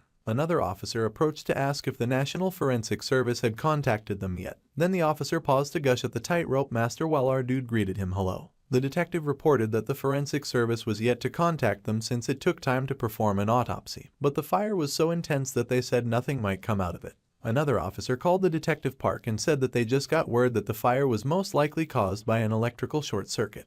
The detective asked if they had checked CCTV to confirm those suspicions, and the officer responded that there was not a single camera in the area. It was all very suspicious, and the detective wondered what they should do next, pondering on whether or not they should make a sketch. Then, our dude whispered and asked his inner AI if he could remember the faces of the people they had seen yesterday. The inner machine confirmed that it could remember since it had stored the visual information that they had collected before the fire. The inner machine then asked if the information should be replayed, and our dude gave the go-ahead. So, the memories began to flip in our dude's mind like a screen film, and his eyes widened as he said that he had seen 4 people walking from the direction of the building yesterday. The detective was surprised and our dude went on to say that the first person came out of the alley by the building. He was holding a phone in his right hand and talking on it. He had a bracelet on his left wrist, and his shirt was a reddish checkered pattern with 2 missing buttons. The phone case was gray and the shirt underneath is white, and the detective was shocked by our dude's accurate memory because he was describing the guy like the guy was right in front of him. Our dude was in fact doing that and he had no intention of stopping. So, he went on to describe the second person as well as the third person while the detective took down the information on his computer. The detective was very impressed and asked our dude if he could help them create a sketch. The detective intended to capture the sketch before the memory faded, but their sketch artist was out at the moment, but our dude could wait a bit. However, our dude suddenly grabbed a paper and stated that he could just draw it for them. The detective was shocked and he asked if our dude was good at drawing. Our dude mumbled that he was just decent, however his inner machine was very good at drawing. So, our guy grabbed a pen and he held it over the empty sheet of paper. Our dude asked his inner machine to capture the 3 suspects and to project them into his vision, to which the machine readily agreed to do. Our dude then asked the inner machine to zoom in a bit more on the suspects' faces, and then he asked his inner AI to enhance the quality. Once our dude could see the people a little better, he asked his inner machine to project the images onto paper, and asked the AI to work a little more to the left. Meanwhile, the officers were wondering why he was talking to himself. Now, our dude could draw each person by basically tracing their features. He got to work with his pen and it slid easily on the paper as he drew. Our dude worked very hard and was very busy for quite a while as he began to bring those faces to life. Then, he raised his paper with success and announced that he was all done. The detective and the officer crowded in close in amazement at our dude's work, and stared in shock at the absolute ugliest cartoonish-looking images known to man. They could not believe that all of his hard work amounted to that very ugly and barely decipherable picture. Our dude immediately crumpled that paper in shame and laughed that he had just taken a short break, and the officers agreed with him since he seemed so embarrassed. Then they all fell into a joint awkward silence after that, and our dude put his head in his hands. Our dude glared at his inner AI, saying that his AI was supposed to draw the men from memory, and his inner machine reminded him that he could only move when he was granted temporary control. Our guy muttered about his AI being so inflexible, but he granted it anyway. The officer was nervously asking the detective if he could draw, but the detective admitted that he needed to contact the montage person right away. Suddenly, our dude emitted a shiny-ass bright light, and the 2 men turned in shock to see our dude drawing at the speed of light. The men took a second look at what our dude was doing and their faces were frozen in disbelief and awe as they found themselves looking at renditions of the photos that were almost so clear that they could have been pictures. Carefully the inner machine drew, sketching out details very slowly that the longer the officer and the detective stared, the more they could see the pictures start to form. They could not believe that our dude who had drawn the ugliest picture earlier was suddenly bringing to life a perfect picture on paper using only a pen. The officers gathered around and stared at the drawing in awe, saying that it looked like it had been made by a machine, which was accurate. They asked our dude if he was some kind of genius, and if he had a main job as a painter. However, the inner machine reminded our dude that their main job was being a special agent for the Earth Alliance. But there was no way that he was going to say that, and the truth would not make a difference to the police. So, our dude just held up the pictures, explaining that only 3 people left the alley before the fire started. If the arsonist was fleeing, then they would be among those 3 people. All of the police gasped in newfound respect and awe. One of the police officers punched the wall and then yelled that they had to find their identities right away. He ordered them to investigate and all the policemen raced away to obey their team leader. The next day, at the PC cafe, our dude made a shiny new dish that was rich in broth, meat and vegetables. All his colleagues gasped in awe and Barbie happily commented that his malatang was amazing and that it was so delicious. Even their new fake celeb gave the thumbs up and agreed that the food was fantastic, and the hacker sobbed that the food was so good that it made him tear up. Then, Barbie pointed out that she had heard that the fire at the fake celeb's house had been arson, and the fake celeb was shocked to hear that it had not been an accident. Even the hacker agreed that the news just said that they had arrested the culprit. The fake celeb was amazed by this news and the others filled her in on how they had found harmful drugs on the culprit as well. Our dude listened in the background and was a little surprised about the drugs. It had not even been a day since the police took the suspects in, and the investigation had been done rather quickly, thanks to his inner machine's ability. Our dude paused when his phone began to ring, and his colleagues were creating a rather noisy atmosphere. Still, our dude picked it because Detective Park was calling.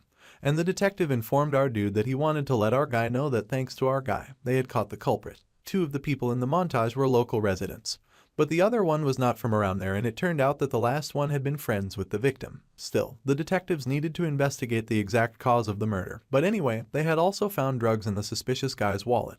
Our dude admitted that he had heard about that, and the detective went on to explain that it seemed like the suspect had come to borrow money because of the drugs, and when he did not get the money, he killed his friend. The funniest thing about the case to the detective was that they had quickly tracked down the one selling the suspicious drugs and raided the scene. Then, the detective asked our dude to guess who they had found there. They had found the actor Na Jungjin, and that the actor being found there sent the whole entertainment industry into cards. Our dude had no idea who that actor was, but he just nodded along. Our dude admitted that the case was getting bigger and bigger, and the detective sighed that it looked like he would be getting no vacation time. However, thanks to the montage that our dude had drawn, the police had managed to speed things up 100-fold, so the detective was wondering if they could make the montage public. Public activities could interfere with our dude's special missions as an agent and the inner AI was against it.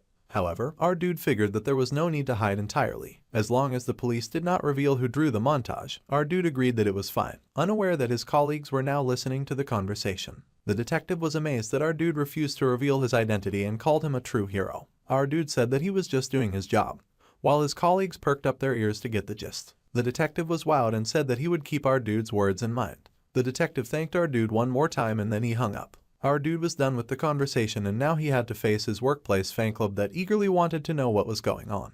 Barbie cooed and asked our dude if he had drawn for the detective park, and our dude admitted that he had only done a small doodle. His colleagues laughed that the drawing must have been really bad if he was begging them not to mention that he had been the one to draw it.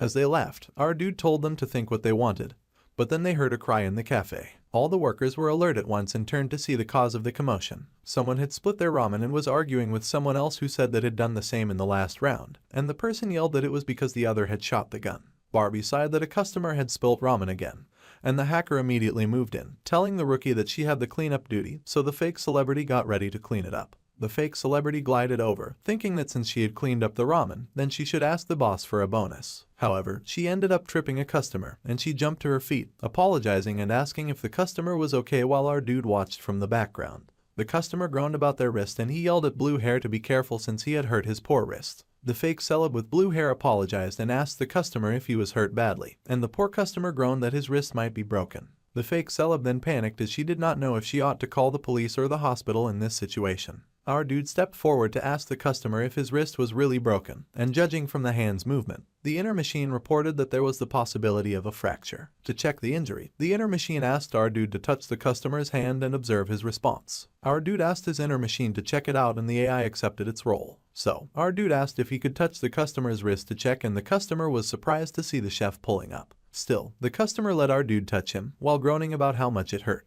The inner machine checked the muscles, ligaments, and joints. There was no damage to the bone, but the wrist was sprained. Our dude informed the customer that the bone was fine, and that it was just a mild sprain.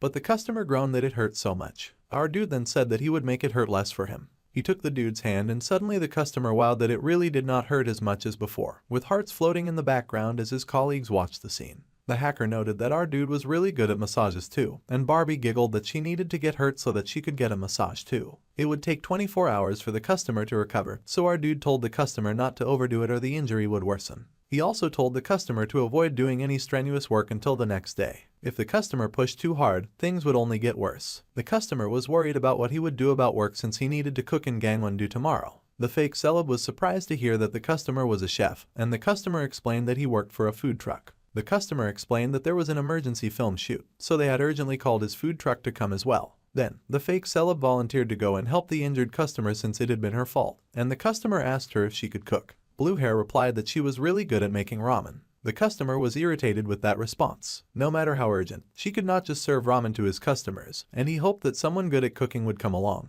Of course, he was totally aiming for our dude and made big puppy eyes at him in hopes of coercing him. Our dude was speechless and the inner machine translated that the customer's eyes were saying that the solution to his problem was obvious, and he just needed our dude to say yes. Our dude turned away, saying that he was sorry, but he had to work. Then, the customer said that he would pay our dude 300,000 won if he helped him out, and even an agent from the future could barely resist when the customer spoke the language of money. Our dude suddenly turned enthusiastic about helping out the customer. Our dude asked if he just needed to cook rice and side dishes, and the customer beamed saying of course. The customer laughed with glee, asking our dude if he was really going to help because the customer was honored. Actually, the customer had heard that the PC room had a reputation for great food, so he had come to check it out. The food was so good that the customer had been coming there every day since then, and he had thought that he would learn something from eating there every day. The customer then said that if our dude helped with the food truck, it would be his honor to pick up even a tip or two from our dude. Our dude had roughly scouted this area, and he asked his inner machine if it was time to move on and investigate other regions so that they could find their purpose around here. The inner AI said that our dude could cover the costs of the mission while investigating by working on the food truck part-time.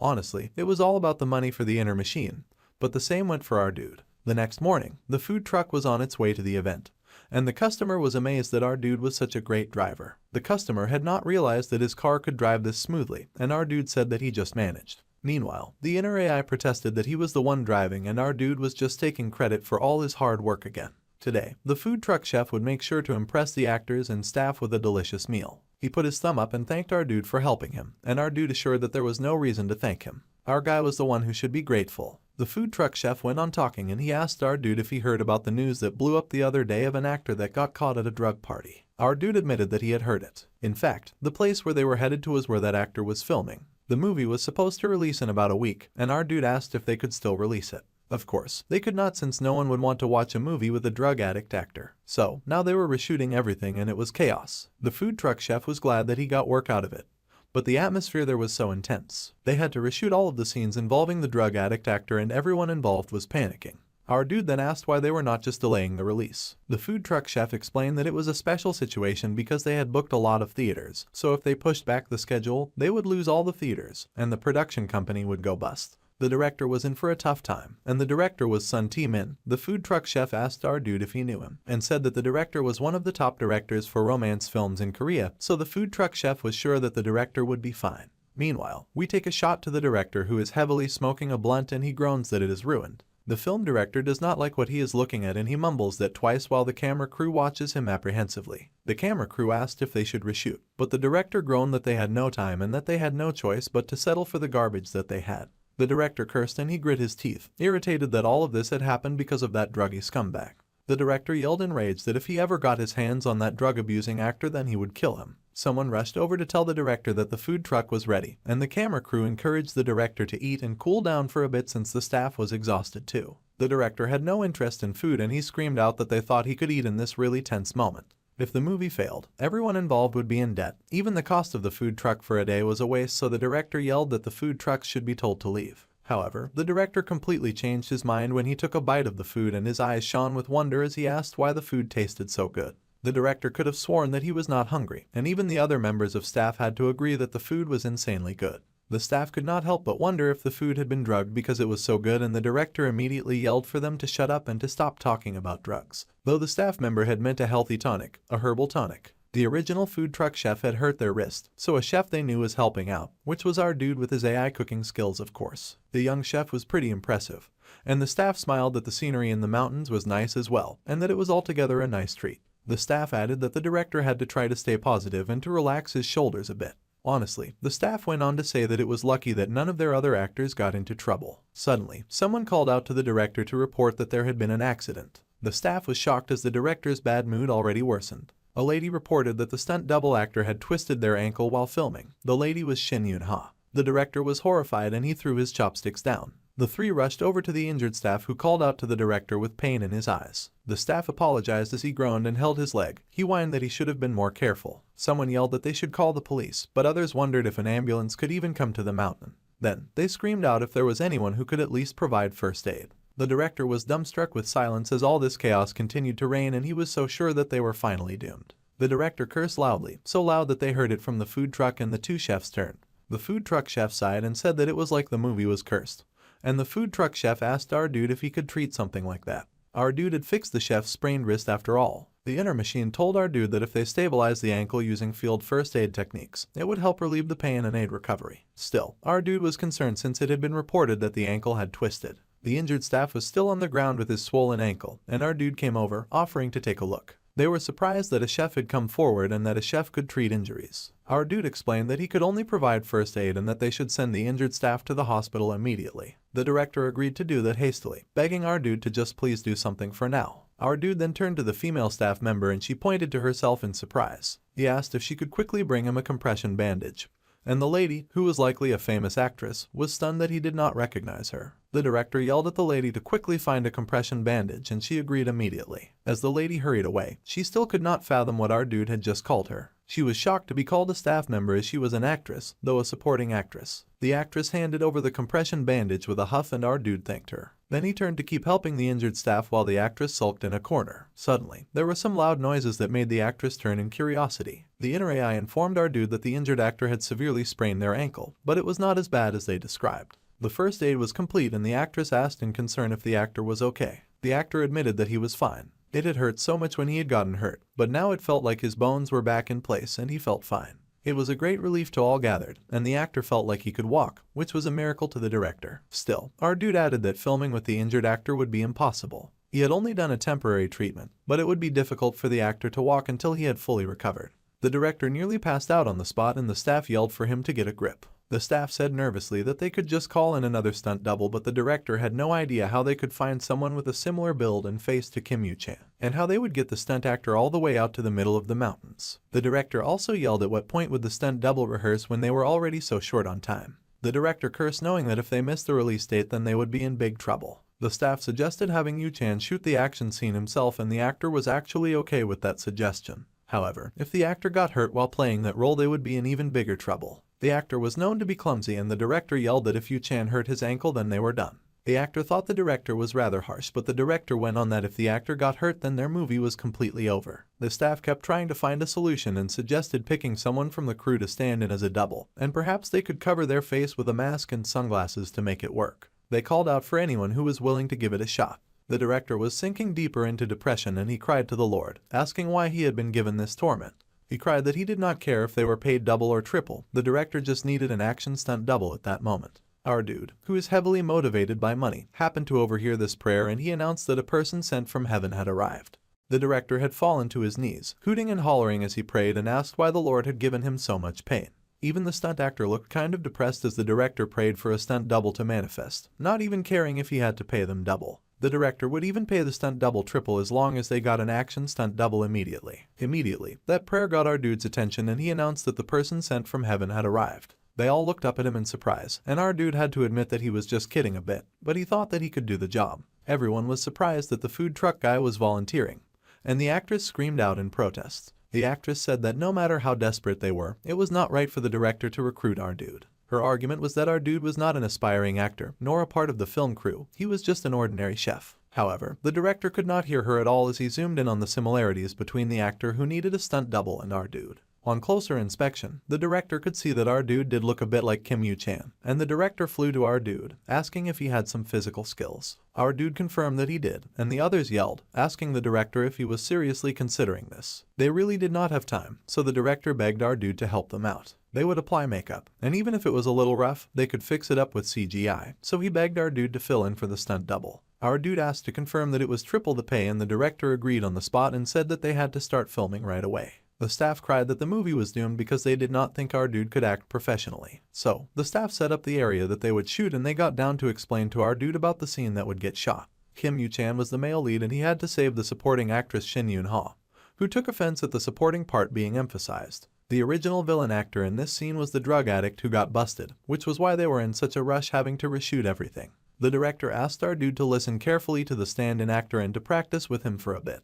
The director would go smoke a pack of cigarettes while they prepared, and our dude agreed. Our dude paid attention as the stand-in actor explained his roles to him, and our dude took note of arm swinging, jaw hitting and knee striking. Our dude mentioned that it would look awkward if every move was pre-planned, and the staff agreed that may be true, but this was the simplest choreography. They had already rehearsed this so they could not change the movements now. The AI critiqued that was not how filming should be done, and it had some filming skills used for training manuals. Our dude asked if such a thing existed, and the inner machine said that the method required more practical movements. So, instead of that, our dude asked the stand-in trio to just attack him for real. The three were surprised by his request and our dude repeated that they attacked him as if they were really fighting him. He would handle it appropriately and it would look more realistic on camera. The trio were a little hesitant about that and they said that it only worked if the move went well, and they did not want someone to get hurt again since the movie's success depended on them. The supporting actress listened in on the conversation with an annoyed look on her face. She huffed and asked our dude what he even knew about filming, saying that he did not even know what he was talking about.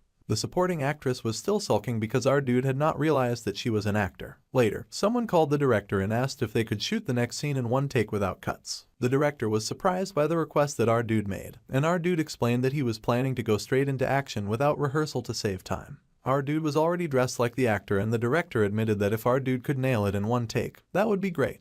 But he asked if that would even be possible. Our dude confidently asked the director to trust him in the power of triple pay. The inner machine reminded our dude that his name was Jeon Jai and not triple pay. So, our dude repeated that they would go straight through the scene without interruptions. The director was a bit hesitant about that and he was speechless for a few minutes. Then he nodded and decided to agree with it. His top-tier director instincts were telling him that our dude was a trustworthy person. So, the crew got ready to film and the director called for action. The supporting actress squealed out and cried for our dude to help her as the thugs gained on her. They laughed wickedly and promised to torment her. They said that they were going to torment her for good and that she had to give them everything that she had, calling her a punk and asking her to hand everything over while laughing wickedly. Then, our dude kicked in the door like a hero, without it flying off its hinges. The goons were shocked and our dude leaped with great agility as the men asked how he had found them. Those watching could not help but note that our dude's jumping ability was insane. The thug actors recalled that our dude had said to attack for real but they still had to act like they were fighting, so one of the dudes cried out attack. The thugs rushed at our dude who had conveniently bent his head.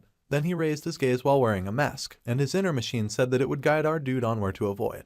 The AI pre-marked the anticipated punches, and they first flew at our dude who dodged to the left. Then the inner machine had our dude dodge to the right, and he easily dodged a sweeping kick, his body reacting before his guidance even came. The AI told our dude to jump, so he jumped. At this point, our dude had to grab his opponent by the collar to get the best shot on camera. So, our dude did exactly that, and the thug actor was shocked since that was not in the script. Camera 3 was poised to capture our dude's best angle of the scene.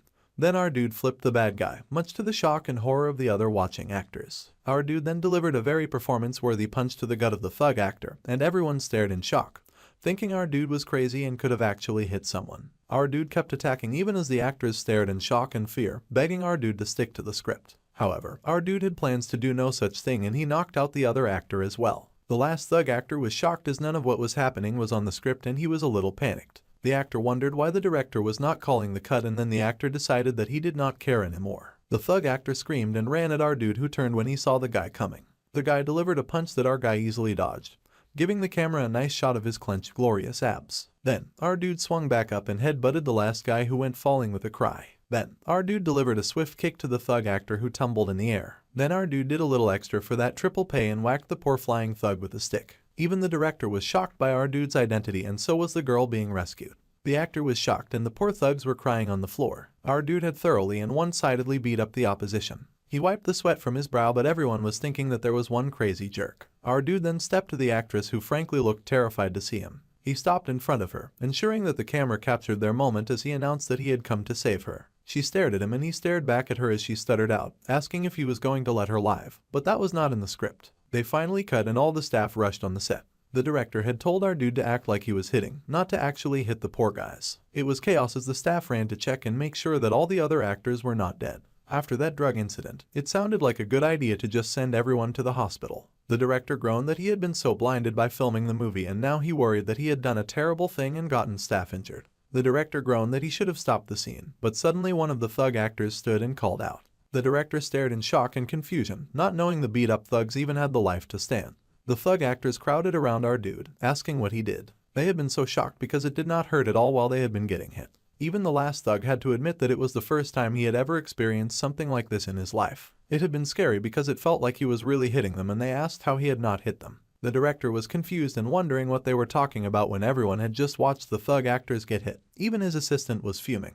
The staff member yelled at our dude and asked why he had been hitting people for real. The staff yelled that they had told our dude to act, but he had beaten someone to death, threw them around, and then destroyed their ribs. The staff yelled about the rights of the people who got hit, but all of them were actually doing okay. The staff was absolutely shocked to see that they were totally fine, and something in his brain started to break because it did not make sense. The staff asked how on earth all the thug actors were fine, and they admitted that they did not know either. But one thing was for sure, it had felt like there was a cushion or something, and it felt like they were sliding around more than being hit. The staff asked in confusion, and our dude finally spoke up. Our dude explained that it was like when a person was sliding sideways on a downhill ski, but no one understood what that was supposed to mean. The staff asked actor Kim about the time his body flew up when our dude hit him in the knee, unable to believe that the thug actor was unhurt. However, the thug actor laughed. The thug actor said that our dude had not really hit him, but just kind of solid with his knee. Our dude even caught him a bit when he fell, but the staff could not remember our dude doing that at all. The staff stared in confusion since their camera had clearly filmed the thug actors getting beat up, and he did not understand how it could not hurt at all. The director, however, placed a gentle hand on the staff's shoulder and beamed, saying that it was time for them to call it a day.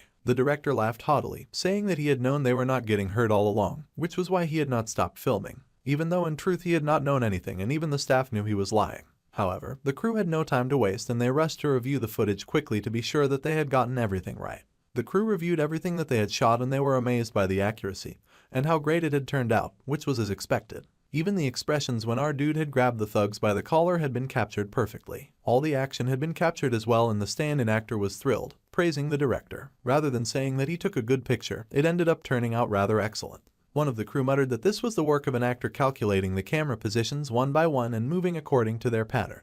The stand-in actor was surprised to hear this, but the cameraman continued to say that he had just followed our dude with the camera and every angle came out perfect on all the cameras. Everyone turned to our dude in awe, being shocked that he had calculated every camera angle and moved accordingly from start to finish. Our dude glanced over his shoulder and then asked the director if his part was over yet. The director beamed and said that it was indeed over, and he was really impressed with our guy's work. Thanks to our dude, it looked just as good as a Hollywood action movie. Our dude was also glad that it had turned out well, and everyone was told to take inspiration from our dude and move on quickly to the next scene. The director also asked if Kim Yu-chan was ready, and they were. The stand-in actor was amazed by our dude's acting and he asked our dude which agency he worked with. The AI started to respond that they were with the Earth Union Strategic and so on, so our dude quickly replied that he was with the catering truck. Yu-chan was surprised by this answer. Meanwhile, the actress was fuming and calling her colleague a fool in her mind. To the actress, our dude had done no acting whatsoever. She was so sure that the thugs were just toughing it out and pretending it did not hurt so that they would not have to reshoot, and that anyone could see that he actually hit them. However, all the thug actors were in bliss and acting like all their fatigue was gone.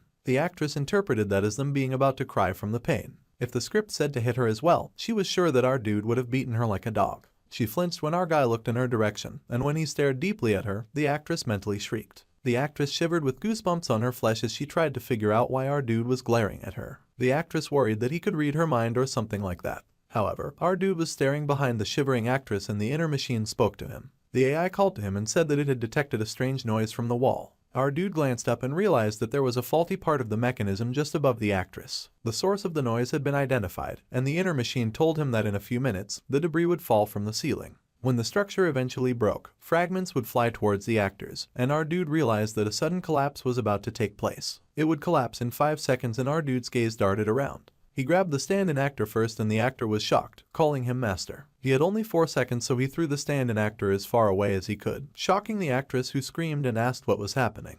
3 seconds left and the actress was still screaming with her hands on her head. She squealed for someone to help her and our dude grabbed her with only 2 seconds remaining and raced away. 1 second left and the debris had already started falling, with the actress squealing and holding onto her hat.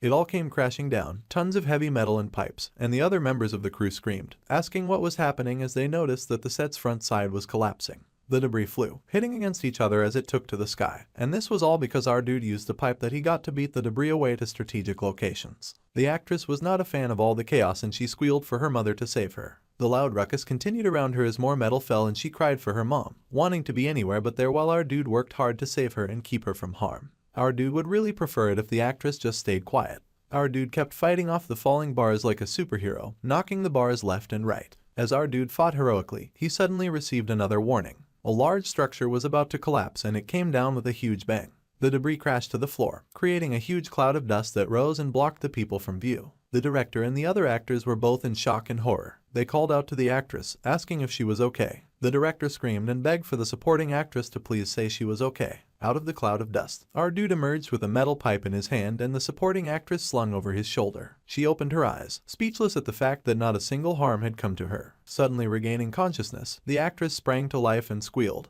begging for someone to please save her. Our dude was even surprised that she was still alive. Our dude asked if she had been very surprised, and the actress screamed her agreement. The terrified lady yelled and asked what the heck our dude had done and why he had thrown her senior acting colleague so far away. The actress cried because she was sure that he was going to throw her as well. However, our dude said that he would not do that and he explained that the set had collapsed so he had done all that he had done to save her. She looked around at the collapsed set in surprise and realized that our dude had spoken the truth. The beautiful actress then gasped with her hand over her mouth as she wondered what was going on. Our dude said he did not know and that the set had been poorly constructed. So, the girl turned and found that her senior colleague was also safe and that our dude had saved both of them from getting crushed by the steel bars. The actress spoke it out loud just to be sure, saying that our dude had saved her. Now that she understood, our dude asked if she would get down from his shoulder now. The actress leapt away, screaming in outrage as she parted from our dude. The stand-in came over to our dude, saying that our dude had suddenly thrown him so he had thought that our dude had a grudge against him. However, our dude had no such grudge and he asked the stand-in actor if he was alright.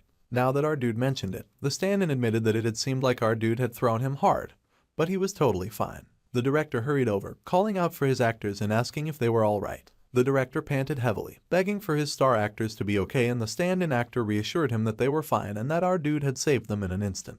The director then asked about the actress and she was a little hesitant when she glanced at our dude. Our dude was looking at her carefully, and the actress had to admit with a blush that she was okay. The actress figured that perhaps our dude was not such a bad guy. The director was very relieved since that had been a very close call. If those steel bars had fallen on the actors just now, they surely would have met a grisly end. In the worst case scenario, someone could have died. If an actor died because they rushed the set construction, especially with the current drug scandal, the whole movie would be doomed. To the director, our dude was a hero, a knight in shining armor, a hero with a cape flapping at his back. Our dude was a real hero. The crew called out to director's son, explaining that they needed to repair the set before they could film again. However, the director said that was crazy talk because the set could collapse again after some quick fixes. Then, the crew asked what they would do with the remaining scenes. However, someone hurried to the director. They explained that they had captured that scene on camera perfectly. Both the director and his assistant asked what the guy meant. The cameraman explained that he had the camera rolling for behind-the-scenes footage, and they had caught the whole collapse on tape. They were so lucky and they told the director to go ahead and play it back. The director did exactly that, and everyone was shocked to see that our dude had grabbed the heroine and fought against the bars completely on camera. He had shone like a star as he moved around, stopping iron bars and twirling and dodging. The crew and the director were beyond impressed and they watched the clips like they were a work of art. Even the director could not believe that he had filmed something like this. The cameraman insisted that he had been the one to film it, and then the other crew member pointed out that our dude had been the one to shoot it. It was a Hollywood-level movie and the crew could not believe that they had gotten a scene like this without even planning it. The entire crew was very motivated and they all agreed to definitely use what they had. Their movie was going to be huge, and it was the birth of an iconic scene. His special assistant cut in, apologizing for raining on director Sun's parade. The assistant agreed that the scene was too good to just throw away, but it was an actual accident and not a scripted scene. The dude pointed out what would happen if people found out that it was a real accident. That would be dangerous for their careers and they would get a lot of hate. However, the director thought it was fine since no one got hurt and they could spin it in the marketing. If a problem came up, they could get Though Entertainment's lawyers to handle it, and the assistant wondered if they could really push through with that much deceit. The director insisted that they had to. It would be criminal to not use that perfect shot. However, the assistant insisted that they ask our dude's opinion since he was in the shot. The director groaned with worry and then rushed to our dude. The director nervously asked about the accident just now, first thanking our dude for his help in the accident, and for saving both him and the actress, though the stand-in actor pointed out that he had almost died as well. Rescuing civilians was part of the Earth Union's core mission, so the Inner Machine was very proud of their work and said that the Earth Union and natural robotics prioritize the safety of citizens. However, our dude just summarized all that by saying that he just did what he had to do. The director was amazed and called our dude a true hero. Then, the director nervously asked about the scene where he had rescued them, and it turned out that scene had been accidentally filmed, but it came out so well. The director asked if they could use the scene in their movie and they would even put our dude's name in the end credits. Our dude thought about it for a hot minute, and the Inner Machine warned him that if their face was exposed to the public, it would interfere with future missions. Then, the director added that our dude would of course pay them extra compensation,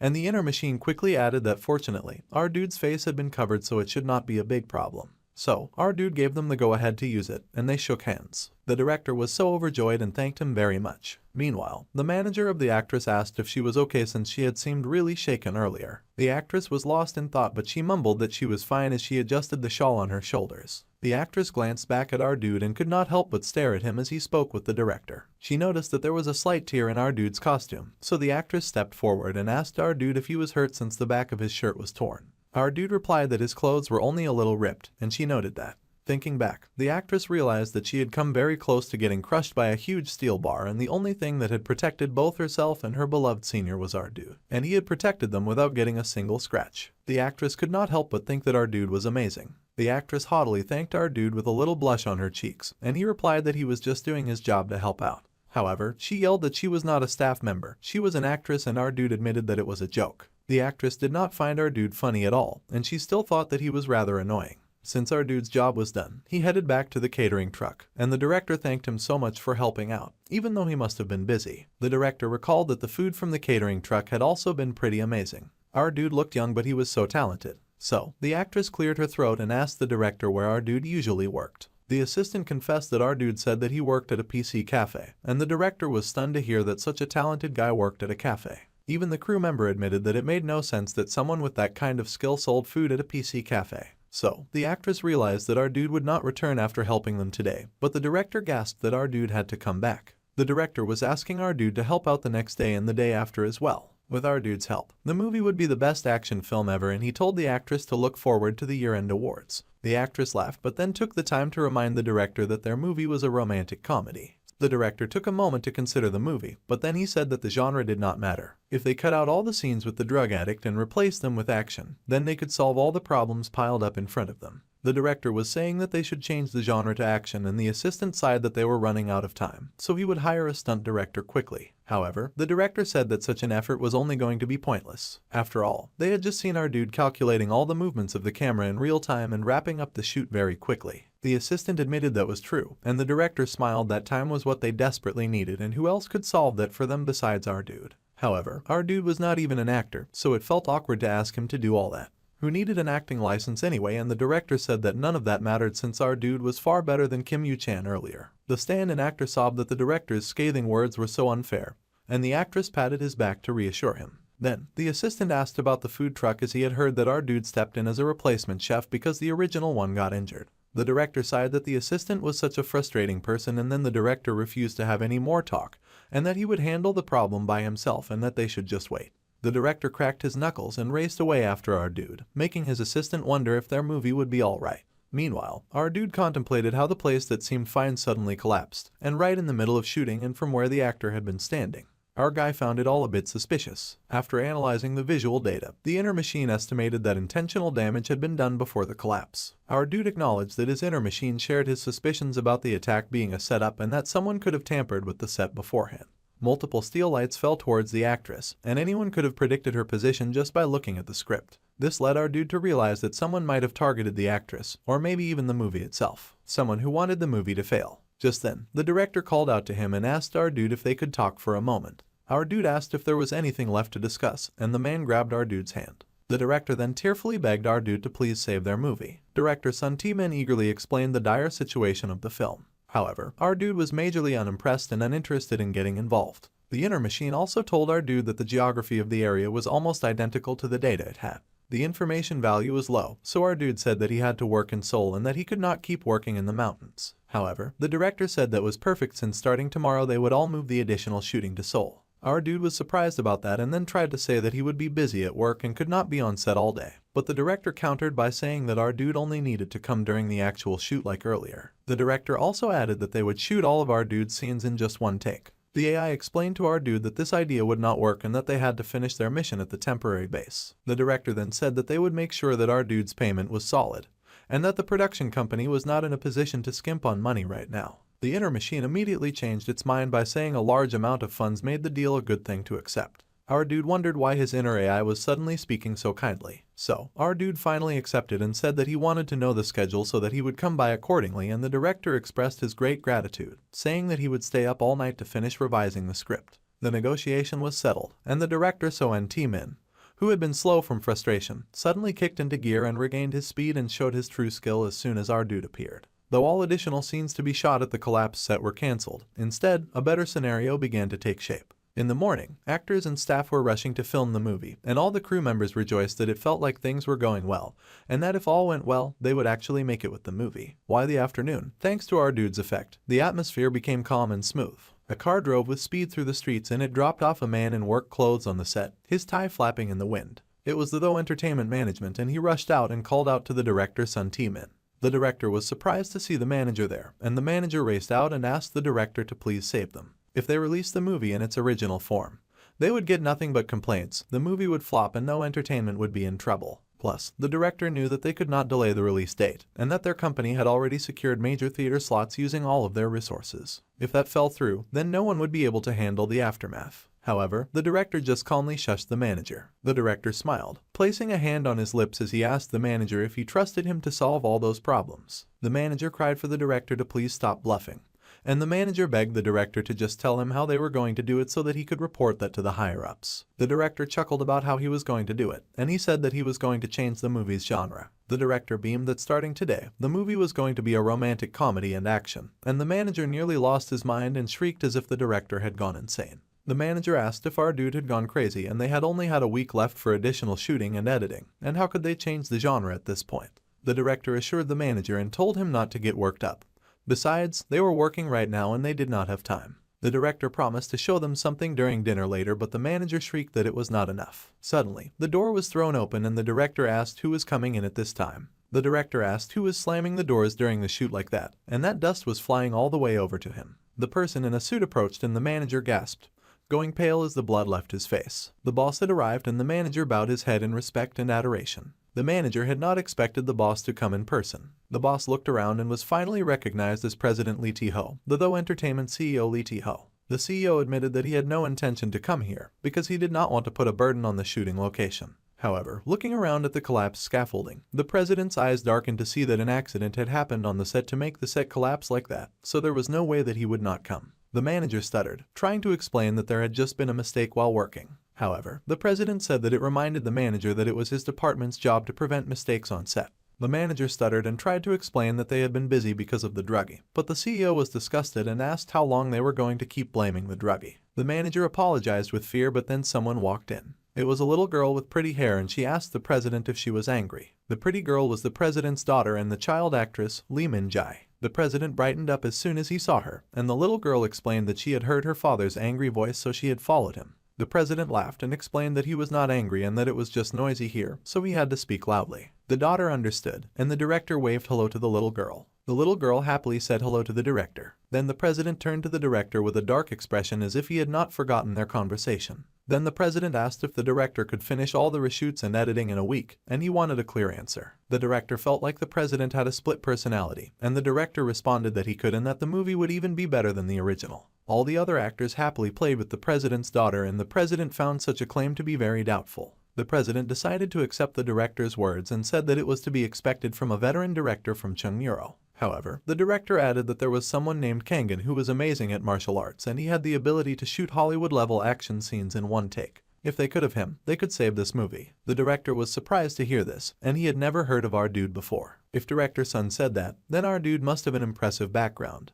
And the director asked if he was from abroad, and it seemed like the director had recruited our dude in a hurry, but the president told him well done. The president asked where he was now, and the director finally pointed out that our dude was over at the food truck, and the president turned, his eyes widening in absolute shock as he did look towards the food truck and saw our dude working really hard at flipping a giant amount of fried rice. The president then realized that the master of the large fried rice dish was the martial arts director Na Kang, also known as our dude. The director beamed and said that was correct, and the president then asked why the martial arts director was cooking, and doing it so skillfully well too. The director happily explained that it was because Na Kangen drove the catering truck all the way to the mountains, and the president was even further confused by this statement.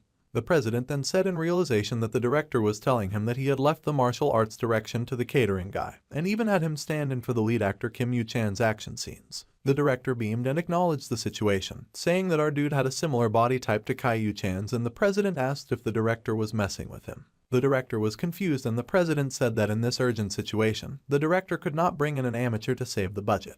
The director was confused and wondered what the president was talking about, and the president said that the director thought that the film was doomed anyway, so he was just trying to pocket some extra cash. The director insisted that was not it, and that if the president saw the results, then he too would understand that our dude was the real deal. A crowd had gathered as the director argued with the president, but the president looked at him darkly and asked the director to submit all the production expenses, not a cent off, and to file them properly. The director chased after the president, saying that there seemed to be a misunderstanding.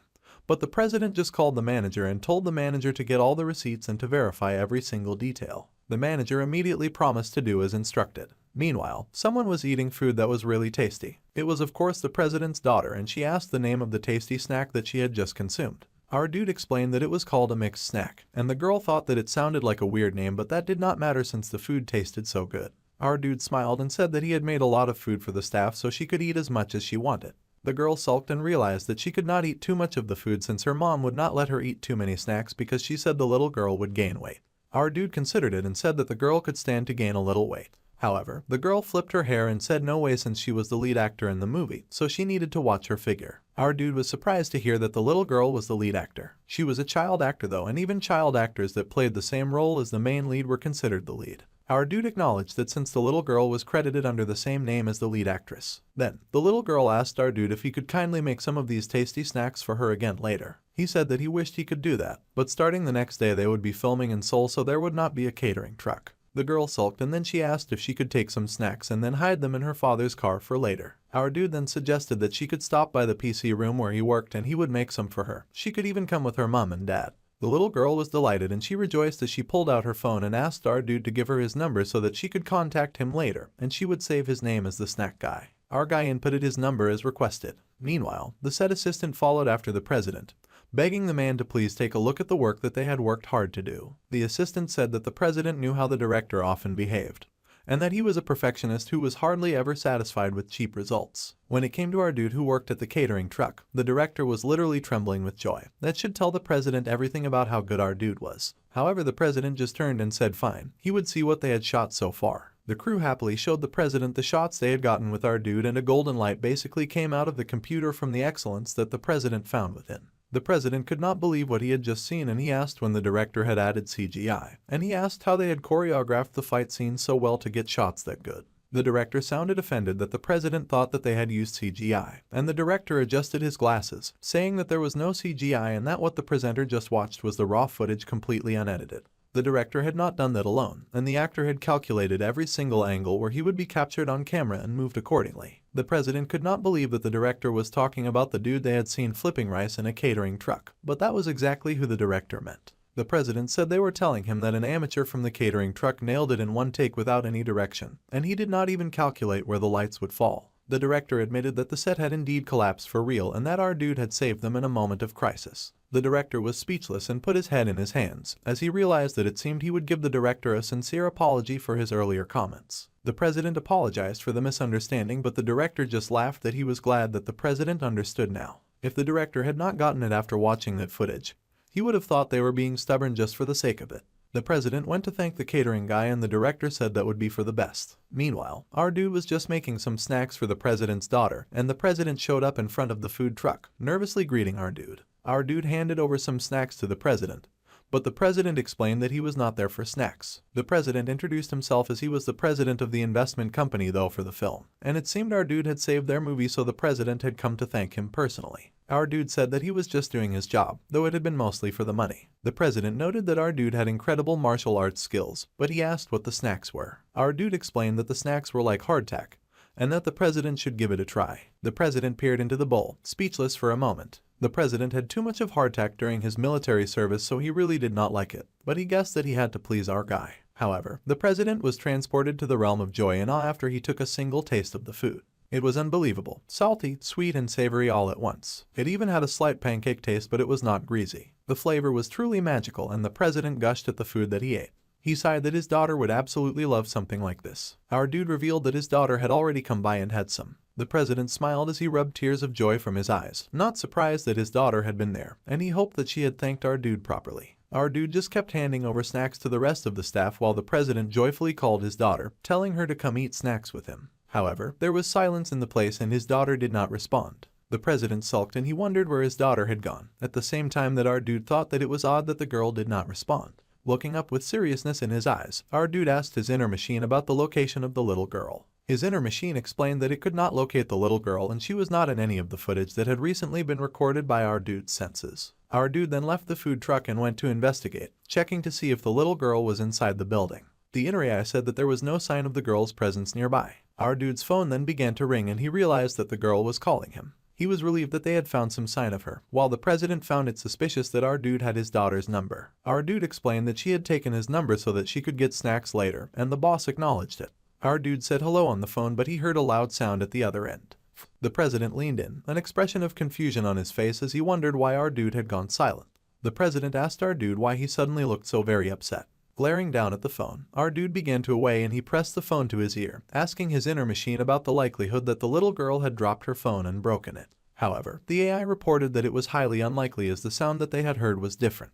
Our dude asked his inner machine to analyze the sound from earlier, and when our dude tried again to call the little girl, the call failed. The inner machine replayed the recorded information, and the analysis results popped out. It turned out to be the sound of air coming from a soft object wrapped in an outer layer. The sound also matched with pressing plastic reinforced with metal, and echoes inside a confined space were detected as well. Our dude closed his eyes as he processed this information, as he considered a soft object, plastic reinforced with metal, and a confined space. Our dude then turned towards the car park and his eyes widened with realization that the little girl was likely inside a car. Meanwhile, underneath the clear blue sky, someone cursed. The person screamed and asked who would kidnap a person and then leave them with a phone. The terrified little girl had a huge plaster over her mouth and tears in her eyes. The other person in the car yelled that he had not known that the girl had a phone. The dude in the passenger seat whined that he had taken the phone from the girl in a hurry so it should be fine. However, the dude in the backseat yelled that the guy could have broken it. If someone called again and got no answers, they would get suspicious. The dude in the front seat yelled that he was sorry. The guy in the backseat was still pissed and yelled, asking who the girl had called. However, it showed as a snack man. The guy at the backseat thought perhaps the girl was craving snacks and he asked if he ought to bring some for her. Anyway, they were going to get the car out quietly as they needed to leave before anyone noticed, and the guys with him understood. The president called to our dude with concern in his eyes as our dude's expression had darkened. The president asked what was wrong since after answering his daughter's call, our dude had turned so serious and had said nothing. His behavior was making the president nervous. Our dude's hostage rescue protocol had been activated and the inner machine explained that it had spotted a girl's backpack and crumpled snack wrappers ahead. Our dude moved in that direction and the AI continued that the items appeared to belong to Lee Minji. Tracing the path from the snacks, they could identify the car that the little girl could be trapped within as crumbs led towards the car. Our dude kicked into gear as a dangerous glint showed in his eyes. Our dude suddenly raced away and the president called out to him. The president's hand was stretched out in confusion, but then he noticed the little backpack on the floor. The president picked it up, recognizing it as his daughter's bag. The president's face paled and he turned in the direction that our dude had run, fearing the worst. Suddenly, the driver of the kidnapping car looked up and told the boss in the backseat that someone was coming their way, and it was our dude running at full speed towards the truck. The boss shouted and called his colleagues insane, saying that they should not calmly report such a thing, and that they needed to accelerate. The car shot into gear and made a break for it, but our dude was not about to let them escape that easily. The AI said that it was definitely the enemy and they had noticed our dude. Our dude was well aware of that since they were driving away. A good weapon to deal with vehicles was the slowdown sign, and the inner machine asked our dude to use the sign.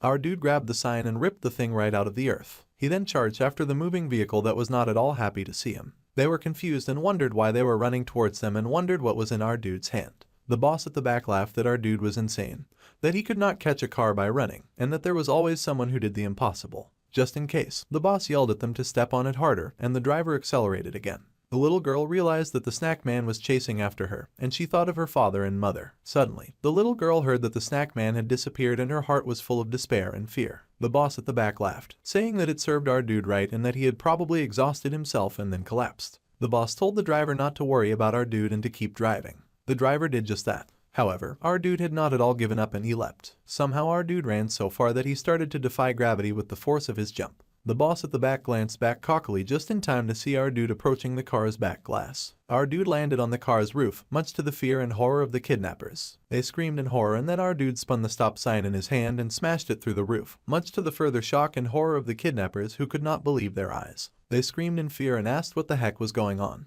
The car skidded right off the road in their panic, and the kidnappers couldn't believe how our dude had gotten there so quickly. The boss cried for the driver to step on the accelerator and to knock off our dude. However, they could do no such thing and our dude remained with the car as he held onto the stop sign. Our dude yelled for his inner machine to find a way to stop the car and the AI pointed him in the direction of the car's hood. So, our dude checked out the hood and the inner machine said that if our dude pierced a particular spot vertically then the engine would stop. So, our dude lifted the stop sign and tightened his grip on the pole. He brought the long thin metal down on the right spot in the hood with a huge smash. It was a direct hit, and the car screeched to a stop. The kidnappers pointed at our dude, looking at him in fear. He glared down at them with a fire in his eyes and they called him a lunatic. The boss yelled for the driver to hit the brakes and throw our dude off and the driver agreed. Our dude was indeed thrown off when the driver hit the brakes, and the girl watched our dude fly away with fear and tears. Even the entire crew that had come out to watch the whole thing watched in horror, sure that our dude would die from being flung so far. The president called out for his daughter and the director called out for our dude as the car sped away. The evil boss in the backseat laughed at our dude and laughed that it was an emergency brake. So if our dude let go and acted tough, he would die for sure and our dude looked for a moment like he was ready to ascend to the heavens. Suddenly, he turned and somersaulted in the air, pulling his knees up to his chest as he sailed through the sky like a bird and somehow landed on his feet like an action superstar. The dude in the backseat was stunned and then our dude raised his head with determination burning in his eyes. The inner machine reported that they had successfully induced the enemy vehicle's brakes, and one of the kidnappers pointed out that our dude had just landed lightly. The boss in the backseat was flabbergasted and wondered how our dude could have done that.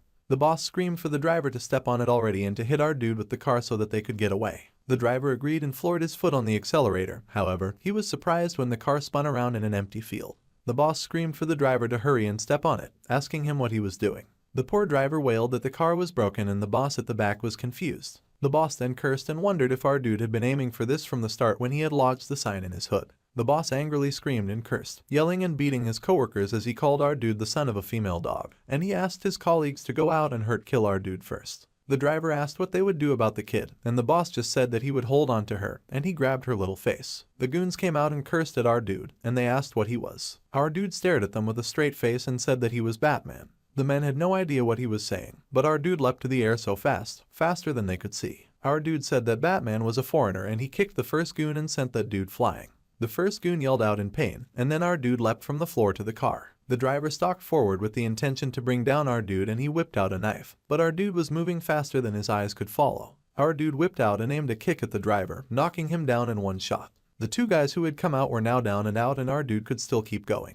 Our guy then stalked towards the car like a tiger cornering his prey. He peeked in through the window and the boss at the back shrieked in fear and cursed a mile a minute from how terrified he was. The man fell back and the little girl called out to our dude, though her mouth was still covered. Our dude stared at the little girl and she communicated with her eyes that she was not scared just because he subdued them like that all at once. Our dude smiled with a confident promise to save the little girl, and her eyes shone with hope and joy. Our dude could fight 100 times better than the jerks who had tried to take her away. Our dude asked what was the plan to subdue the last kidnapper, and the inner machine told our dude to jump into the car. Our dude was to persuade the last kidnapper over time or to lure him outside of the car. There were a number of ways that this interaction could go, so our dude decided it would be better to just lure the guy out and deal with him so the little girl would not get hurt. So, our dude moved away from the car. Following the introduction of his inner AI, our dude was to make the enemy let their guard down and they needed to be further away to achieve that.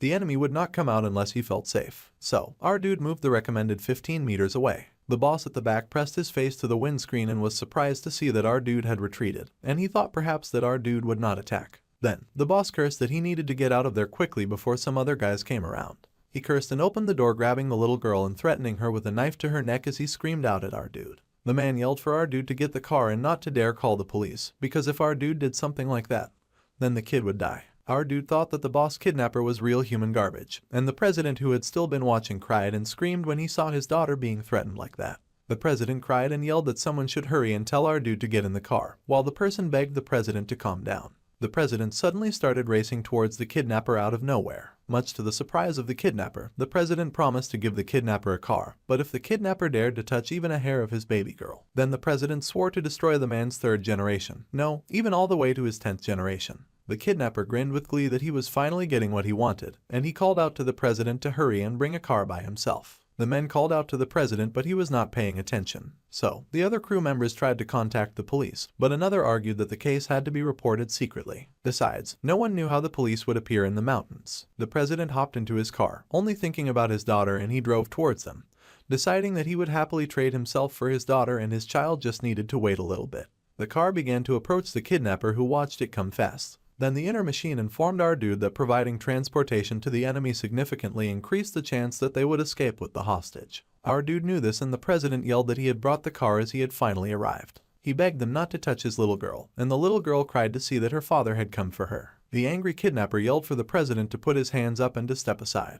The kidnapper also yelled for the president to stay away. The kidnapper glared and pointed his knife. The kidnapper moved forward with the little girl in tow and had finally arrived beside the car. The president's eyes suddenly widened and he rushed right at the surprised kidnapper. The president yelled that he would save his daughter, and the kidnapper yelled for the president not to come any closer or he would really cut the girl down. Our dude's eyes widened and blood was shed, much to the shock and horror of the president as well as the kidnapped girl. The blood had come from the kidnapper's head and he fell, losing his grip on the little girl. This was because our dude had hurled something all the way from where he stood and it had made a direct hit on the kidnapper's head. It was a rock and they had hit the enemy using a long-range throwing weapon, a stone. The president embraced his little girl in his arms, and the little girl cried when the tape was ripped from her mouth. There was a lot of ruckus after the incident and the police were called to take in the 3 knocked out guys. All the kidnappers were unconscious and one of them seemed to have broken ribs, one of them had an injured jaw, and the last one had a cracked head. They were all in such a terrible condition that the police were impressed by how bad it looked. Especially the one who got hit by a stone so hard it looked like it even caused a fracture. The police decided to call an ambulance right away and send them to the hospital first. The president asked why the criminals would get sent to the hospital like they had done something good.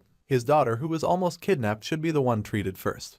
But the police explained that they could not just leave the kidnappers as they were in case something serious happened.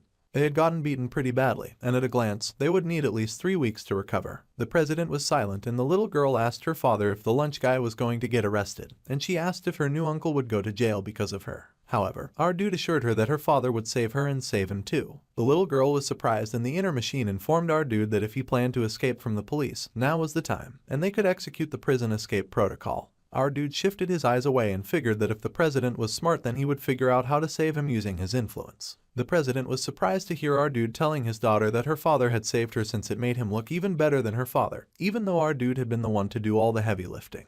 The president then yelled that our dude was the hero who saved his daughter, and even if those guys died then our dude was absolutely innocent. The police sighed and asked if our dude had any evidence of self-defense and the president was surprised. The police explained that they needed evidence like CCTV footage or something like that. The president was worried since they were in the mountains so there was no way they would have something like that. Just then, the director appeared behind him and he whispered like a dark spirit that they did indeed have evidence. The police were shocked to see the director who had nearly given the president a heart attack, and the director proudly said that this was his movie set. Plus, he had something more valuable than CCTV footage and he asked the police if they would like to see it. So, the police crowded around and they watched in shocked awe as the director revealed his gold. They were shocked to see real footage of the attack, and the director had a video of those dudes trying to fight our dude. The kidnappers' faces were caught clearly and it was true that they had threatened the child and our dude. The police could see that very clearly. However, the police asked how the director had been able to film all this and the director grinned that the place was full of filmmakers, so when something started to happen, the cameras rolled right away. Our dude had been the hero who had saved them all, and everyone yelled that he was absolutely innocent. The prison escape protocol had ended and the AI sighed in relief. Our dude could believe that the inner machine just sighed in relief. Now, even if the kidnapper boss ended up dead, the president wanted to hear no talk of our dude getting punished. If someone tried to unjustly punish our dude after seeing this footage, then the president would show them how competent their PR team is. The police were surprised that the president had said the PR team and not the legal team. But the president said that it meant that the officers would get a mouthful of complaints. The police understood the threat. It was almost dinner time, so our dude said that he would be leaving now and that they should not worry since he was not going to run away. Our dude returned to the food truck and got busy, and he made a sparkling rich chocolate cake with a cherry on top. Our guy asked if they wanted to try some and the little girl happily asked if our dude had made it. Our dude said that he had and he told the little girl to try a bite, even though she did not have much of an appetite.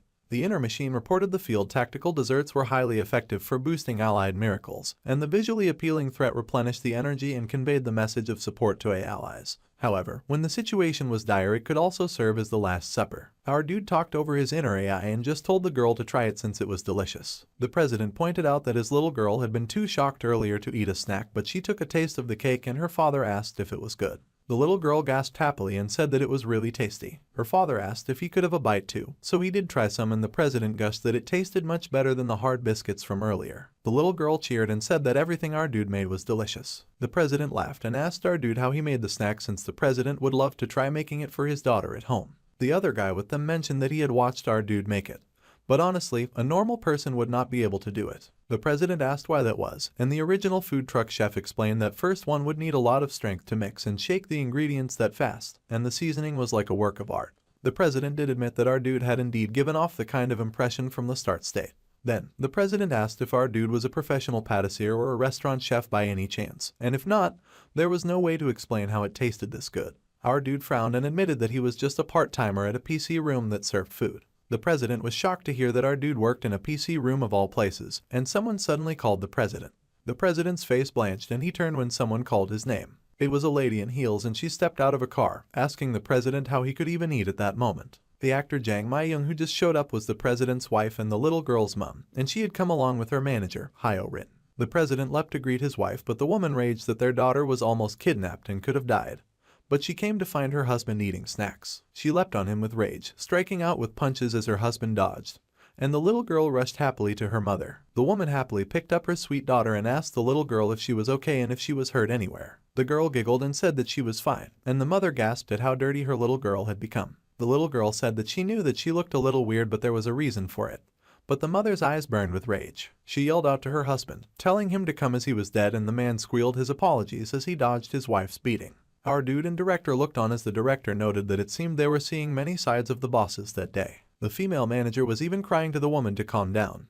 But the raging mother refused to calm down. The female manager reminded her that there were too many people watching right now and they could not see her beating her husband. The female manager adjusted her glasses and promised that she would take care of the president quietly without any police or witnesses, and the president cried for the women to spare him. With all the ruckus dying down, the mother thanked our dude for saving her daughter. Our dude said that it was only natural, but the mother thought that was an understatement since they had seen everything in the video of how he had saved her. He had jumped in front of a speeding car, stopped it and fought off a guy with a knife while risking his life. The inner machine said that the rescue operation had proceeded smoothly and the agent was not in danger. Our dude said that the situation was manageable and the mother found him kind of cool. The little girl happily reminded our dude not to forget that he promised to make her snacks again. She also was looking forward to desserts. So, our dude said that was fine and that the little girl only had to come and he would come since he was not at the PC room all the time. The mother informed her husband that she would be heading home first since the little girl had elementary school homework to do. The husband waved his family goodbye and said that he would stay a bit longer to check on the situation there. The little girl waved her father goodbye and they all watched silently as the two drove off. Then, the president said that if it was not for our dude, Then both he and his wife would probably be in despair right now. The president bowed before our dude and thanked him once again. Our dude said it was nothing, but the president swore to treat our dude to a fancy meal at some point. Our dude decided that they would accept this for now, and he said that it sounded good. The president was called to come over for a moment, and the supporting actress coughed. She grinned and said that from what she had seen today, our dude could cook a little, do some action scenes, and he had even taken down some kidnappers. The rumor that our dude worked in a PC room had to be a lie. However, our dude confirmed that it was not a lie, and then the actress asked for its location, as well as its address and phone number. Our dude did so, and he saved the information on her phone under his name. The actress gushed and thanked our dude so much. Then she asked our dude not to get the wrong idea, and that she was not asking for our dude's number. It was just that the PC room was a must visit, so he would drop by sometime. Our dude said that she should just save it, and he glanced back at the actress for a moment. Our dude did not know the number of the PC room anyway as he walked away, but the actress was flustered and wondered why our dude had looked at her like that. She was blushing so hard that she had to remind herself that she was the actor. Suddenly, someone screamed in surprise, and they both turned, and they both heard that something had been uploaded to the internet, and the screaming person wanted to know who had dared to upload it. The crew argued and defended that they did not know, but the president kept screaming and asking who among the people had done so and who had uploaded the video of his daughter's rescue. The male manager rushed over and called the president, and it was the head of public relations. The president screamed into his phone, and the man asked if the president's daughter was okay. The president screamed that of course the little girl was safe, as everyone had seen that a hero had saved her. First, the president wanted the head to prioritize taking down all the videos immediately, as there was no time to waste. The head of public relations confessed that it was hard to stop since it was spreading on social media and the internet, not through news outlets. The video had already been uploaded to foreign sites, so the president asked his workers to find the original leaker. The head of public relations said that he would do his best, while the director yelled at all the staff in a rage, saying that if they confessed then he would spare their life. His assistant cried for the director to calm down. As the director roared in rage, the director eventually reached out to his wife. She was in a car back home, and the mother calmly answered the phone. Hearing the hesitation in her husband's voice, she asked what he had messed up this time. However, the man said that it was not that, and he asked his wife to listen without getting mad. The husband explained that the conversation topic was about their daughter's rescue video. The video had gotten leaked, and it was now all over the internet, and the spread was too fast to stop.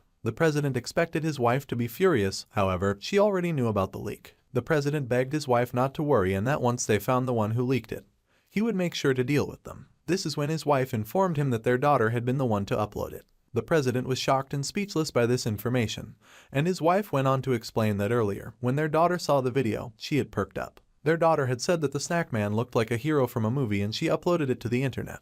The president was shocked to hear this, and the wife went on that the beaming little girl had said that her snack friend was the hero that needed to be widely known, so the wife had given the approval to upload the video. The president was so surprised by this news that he was briefly at a loss for words. The wife asked if there was a problem, and the president then turned nervously towards where the director was busy scolding all the other members of the crew. The director was very disappointed in his colleagues, and the president had to rush over to stop the director from completing his rant at the innocent workers. The director yelled that he thought that the crew could tell right from wrong, and the president begged that this was not what it was about, so the director should please stop. The next day, the video had of course gone viral, and our dude's colleagues from the PC cafe were feasting their eyes on the visual effects, saying that it was crazy good. It even looked like a promotional video for an upcoming movie. Of course, they did not believe that anyone could pull it off without CGI, and the girls agreed that jumping on a moving car like that would surely kill someone. Barbie beamed and told Blue Hair that when the movie came out, they were going to watch it together, and Blue Hair said that she would love to. Glasses the hacker asked if he could join too, when one of the PC workers mentioned that the dude from the viral video sort of looked a bit like our dude.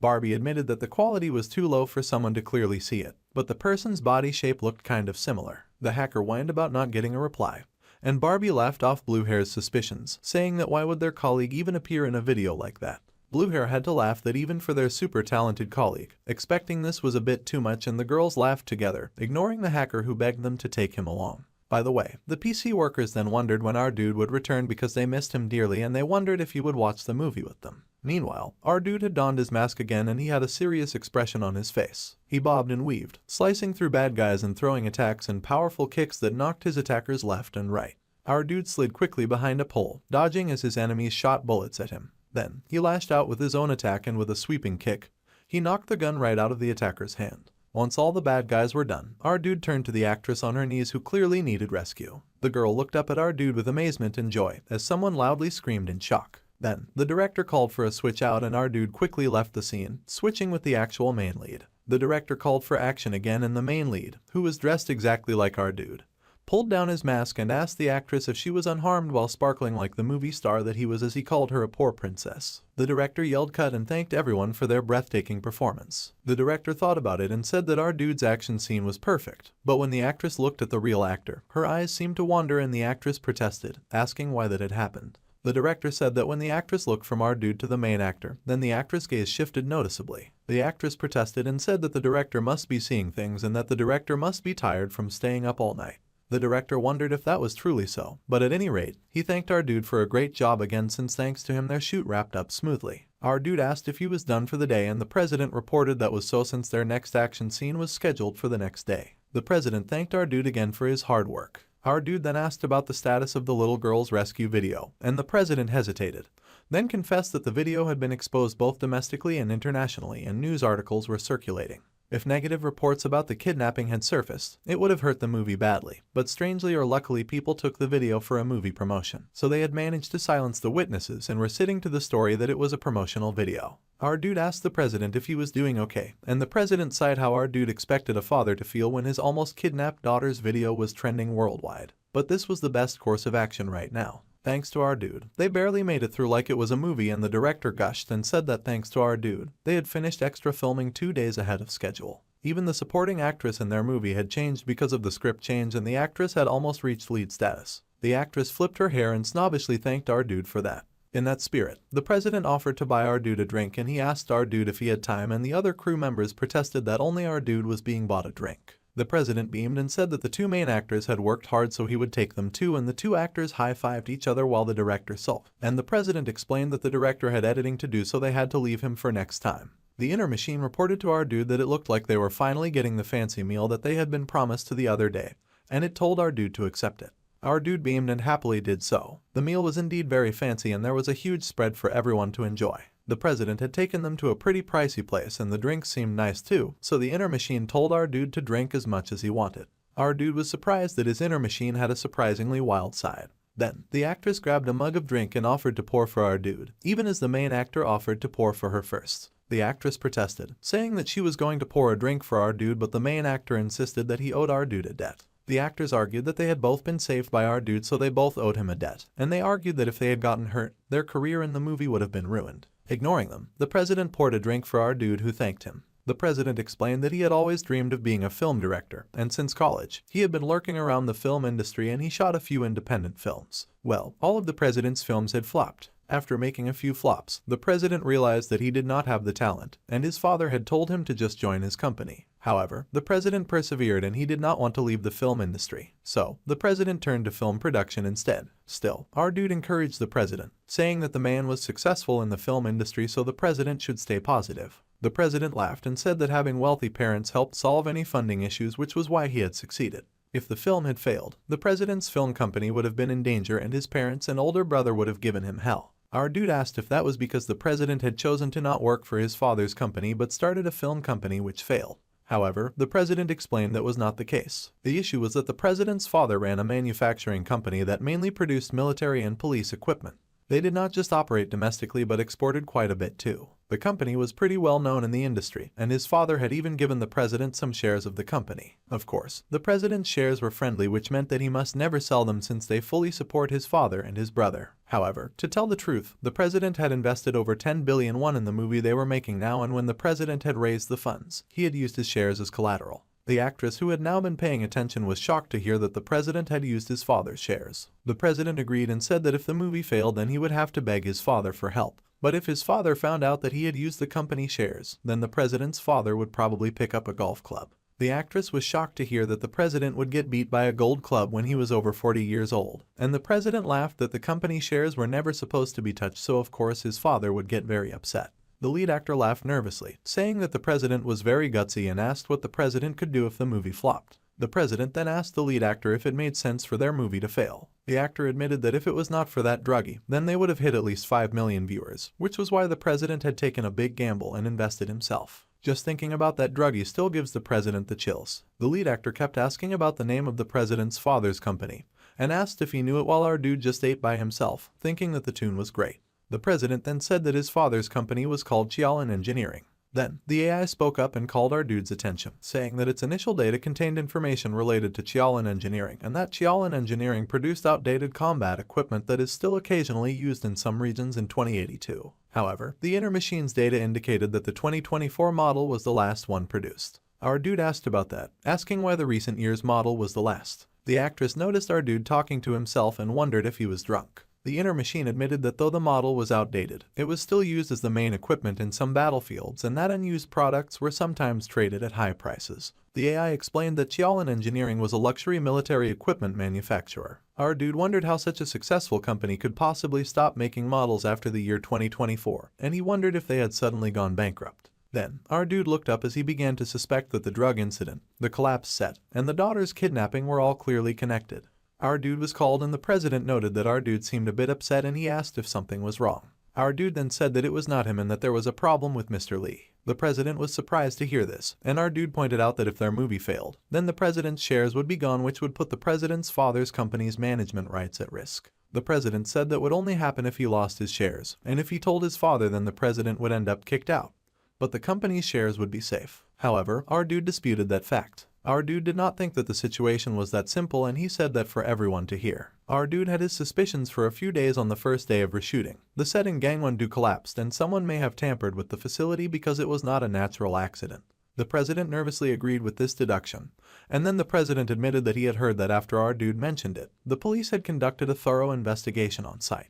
Some of the debris was still being analyzed by the National Forensic Service. The National Forensic Service would probably say that there was a possibility of tampering, but there was no definite evidence. The president was surprised, but our dude pointed out that a week ago, the lead actor got arrested at a drug party, but that also seemed strange to our dude. The main lead did not think it was, but while investigating the arsonist who was caught in Seoul. The arson had caused such a fuss and there was much to do after it had happened. The general belief was the police had accidentally discovered the drug party and then raided it. The main lead laughed and asked what the incident had to do with their movie. This is when our dude grinned and said that was exactly his point, and that the arson murder was an unforeseen incident that was not in anyone's plan. The three listeners were surprised by his words, and our dude explained that the police had raided the drug party, and though entertainment had to reshoot the movie in just 1 week. However, if it had not happened a week ago, then something else would have happened. The listeners were in shock as our dude said that the fire incident had happened right before the movie was to be released on the day before it was released, and the president was horrified as he started to connect the dots. If they had waited until just before the release of the movie to report the drug party, then our dude asked the listeners to guess what would have happened, and they were all silent and speechless. If that had happened, their movie would not even make it to the theaters and it would be pulled right after release. When the movie fails, the president plans to ask his father for help, and the president admits that his father would lend money to protect the shares. However, our dude said that if this was a setup by someone, then when the movie failed, the president's father's company would also get targeted.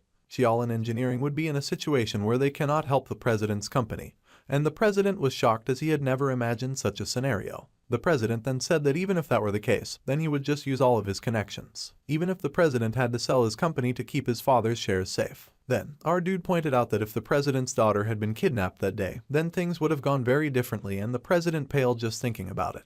The president would not have been able to focus on those shares if he had lost his daughter, and not only would he lose over 10 billion won from the movie not screening in theaters, but with his daughter kidnapped, he would be too distracted to care about the film company's collapse. If the bonds were complicatedly entangled, even Qiaolan Engineering's shares could vanish instantly, and the president was dumbstruck with horror as he also reached this horrifying conclusion. The main lead then leaned forward, realizing that the reason those people had kidnapped the little girl was to make the president lose his sanity and make it easier for the enemy to target his father's company. However, the president pointed out that he had no plans to go to the set that day, and that he was supposed to be at his daughter's photo shoot. Then our dude pointed out that the president would have gone to the site when the set collapsed on the first day of reshooting. The president was shaky as he admitted that he would indeed be present on set, and he realized that the person who collapsed the set knew that he would come to the set with his daughter. They had planned it that way. Then the actress screamed and demanded if our dude was saying that someone collapsed the set on purpose to hurt the actress, and our dude said that the enemy was likely targeting the set incident and that the actress had just been in the wrong place at the wrong time. If anyone got injured, it would create chaos, and even if no one got hurt, it would still create confusion, making it easier to kidnap the little girl. The enemy had likely thought that it was a plan that would not fail under any circumstances. The actress curled her hand into a fist of anger and said that if they investigated the kidnapper, then they might find the scheme behind the attacks. However, our dude asked the actress if she really thought that the enemies had handled it that sloppily. The jerks that had been arrested knew nothing, and they had no answers concerning the masterminds behind the kidnapping.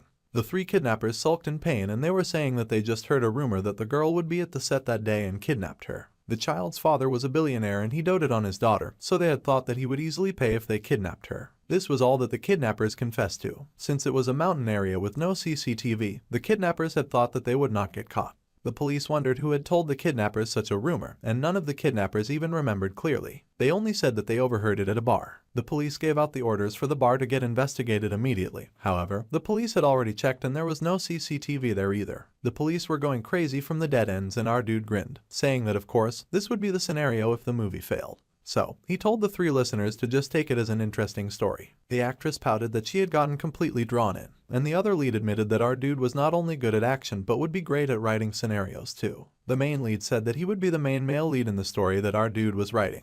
But the actress said that her colleague could play the supporting role while she played the lead. While they joked like that, the director had gone pale because our dude's words had hit too close to home. The first round ended too early and the actors happily drank some more. Later, the actors happily waved goodbye and the actress asked her senior colleague if he was not going home. Since our dude had almost gotten a big hit this time, he would not gamble the engineering company's shares like this again.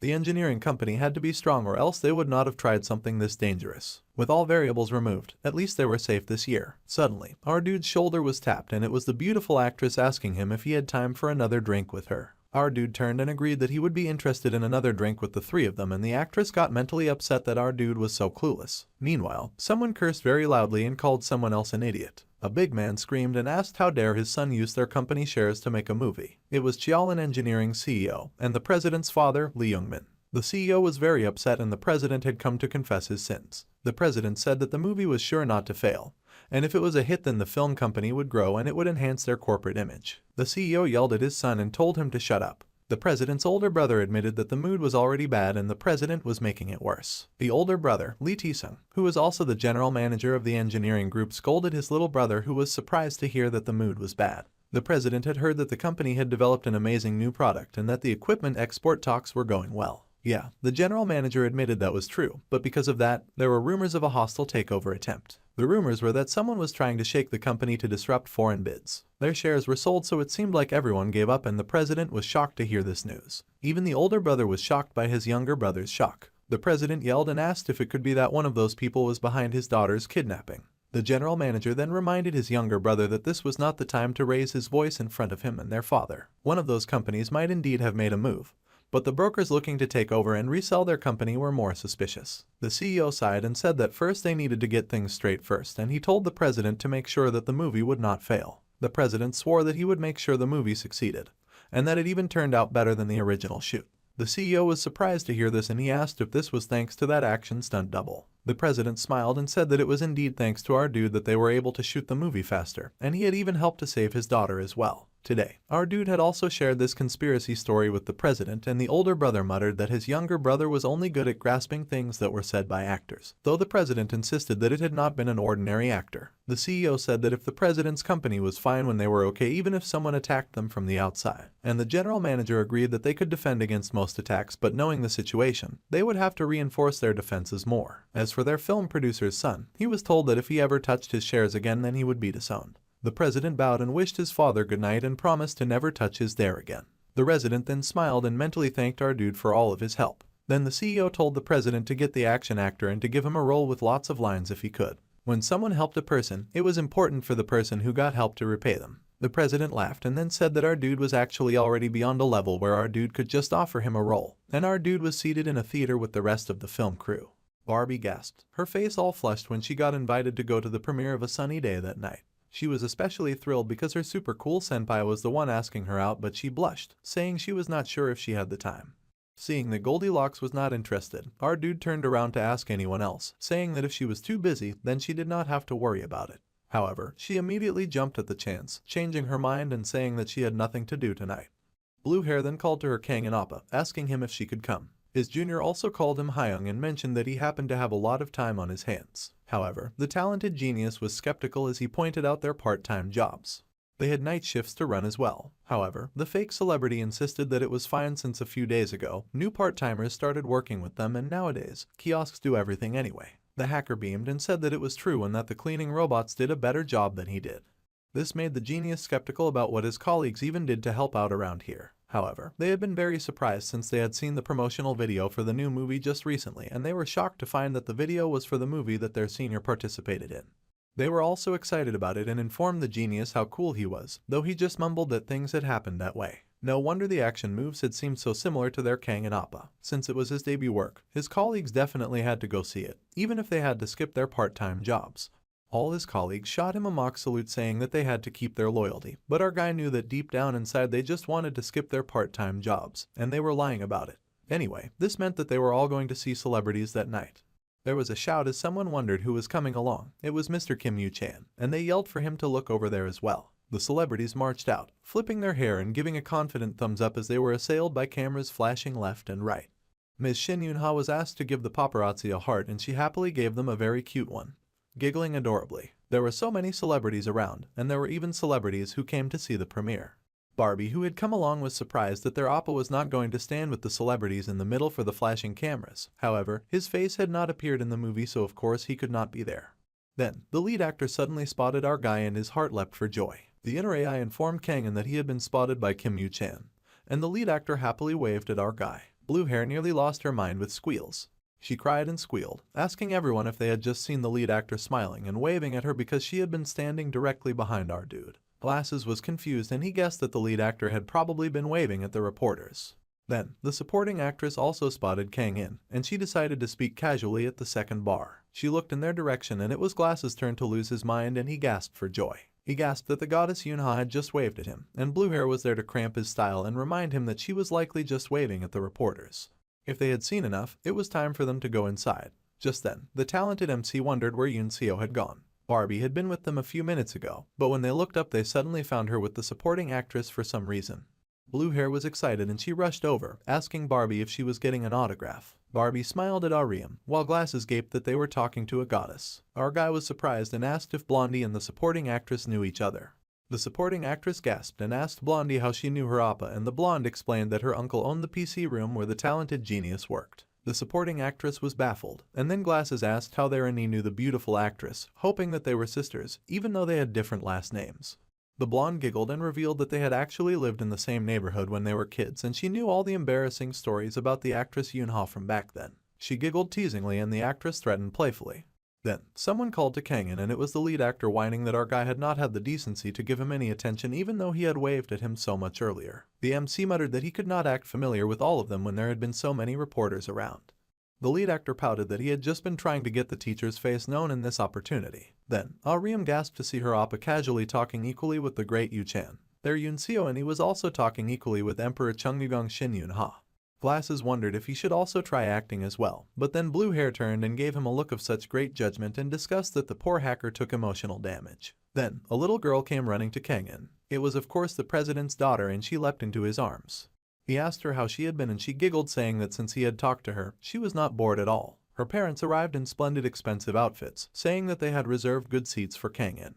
Blue Hair gasped in shock to see the acting master Jang Maijiang was there. This was like King God General Emperor Chungyugang Majesty Hyper Ultra. Glasses complained that she had to stop with the internet speech because it was so old-fashioned.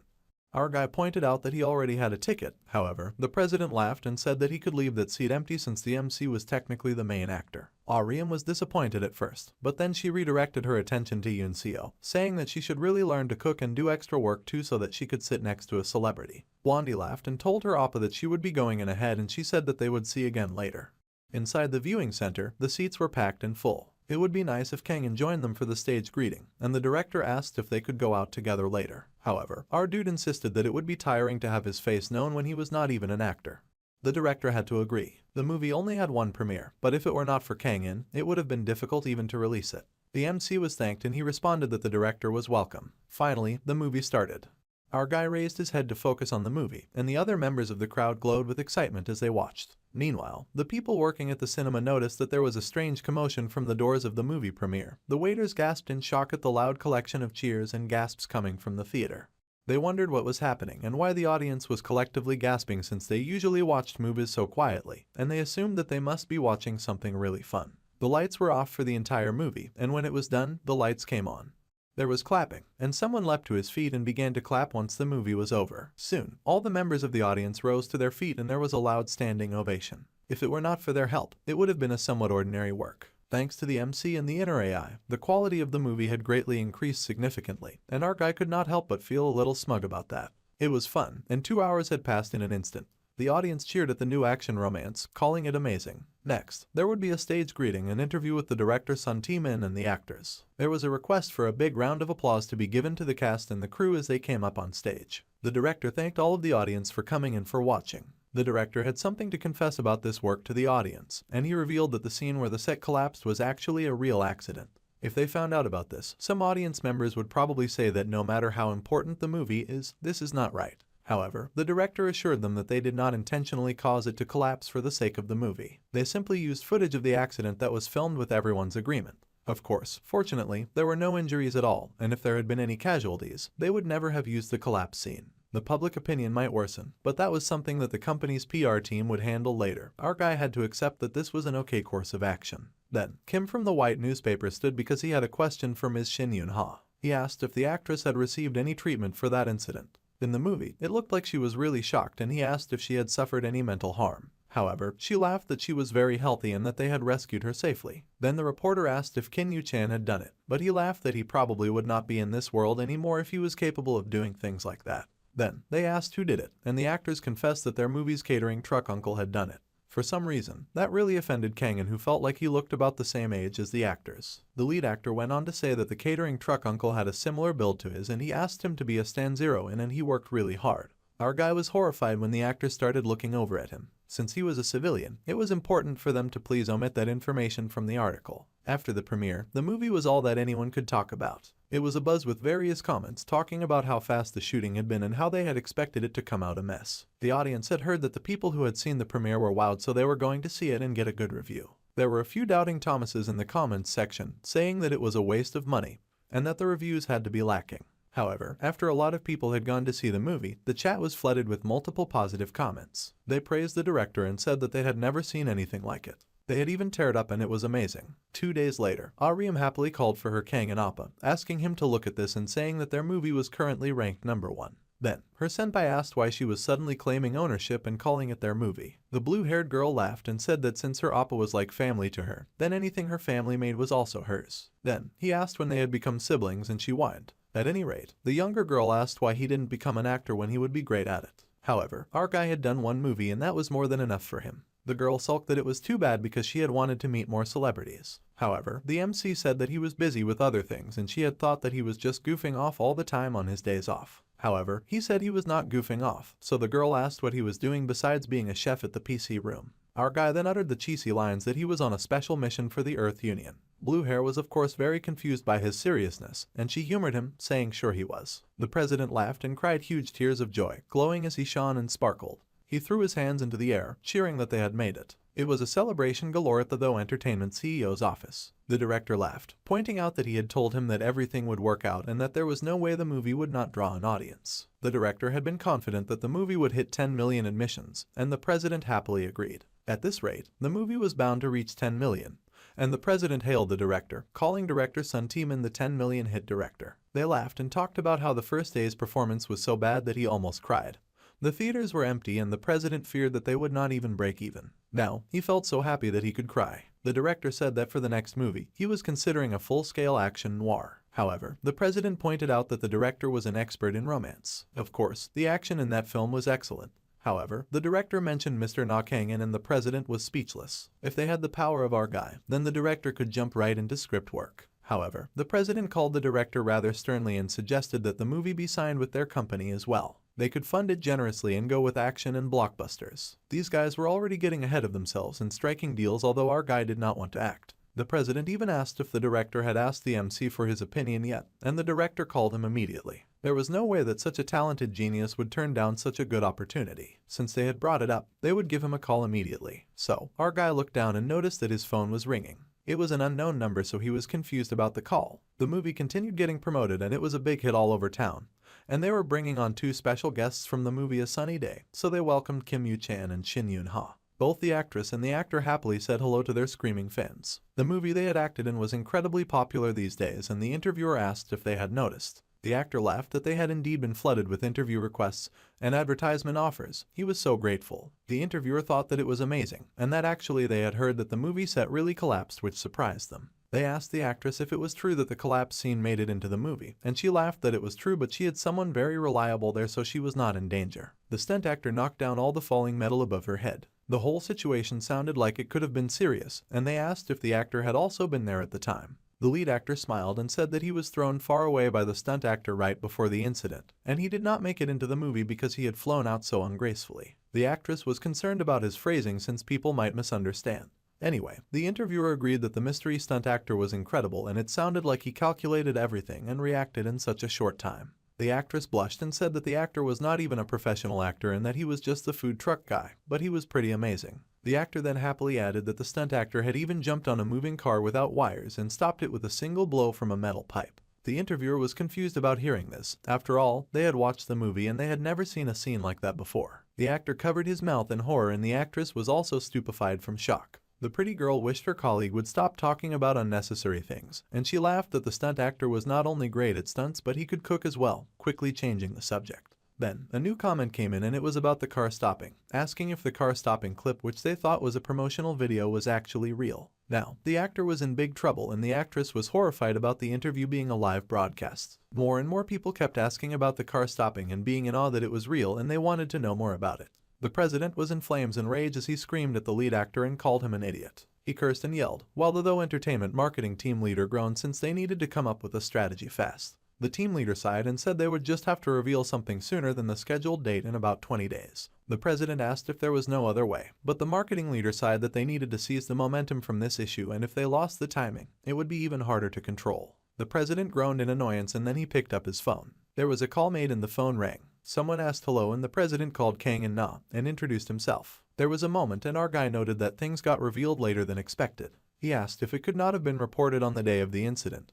But the president was lucky. The president cried happy tears that the MC could always see the bright side like a true hero should. And anyway, they only had one way to handle the current situation. They would have to make people see that video as something impressive instead of something serious. Instead of feeling sorry for Minji, they would focus on how cool our dude was, and they asked if he was okay with that. The talented genius gave them the go-ahead, just telling them not to mention his name. They thanked him very much and got busy. Now, they had to take a short break and return with part 2, and here came White Eagle's Hello Romance music cue. The team leader was called and the actor whined as he apologized for messing up during the interview. He cried that if there was anything that he could do right now, they could just tell him and he would give it his all, anything but retiring from the entertainment industry. Suddenly, he was told to reveal everything and the actor paused in confusion. The speaker asked what the actor was talking about and told him to talk about that incident in the broadcast in the flashiest way possible. The lead actor was surprised to hear that such a thing was okay, and the marketing leader groaned that they had no other choice but to release it earlier than I expected to do in 20 days. The actor apologized, but it made no difference because the CEO had agreed, and it was time to just wrap it up by saying the food truck guy resolved the incident spectacularly. So, it did not come across as a serious accident, and the actress called out,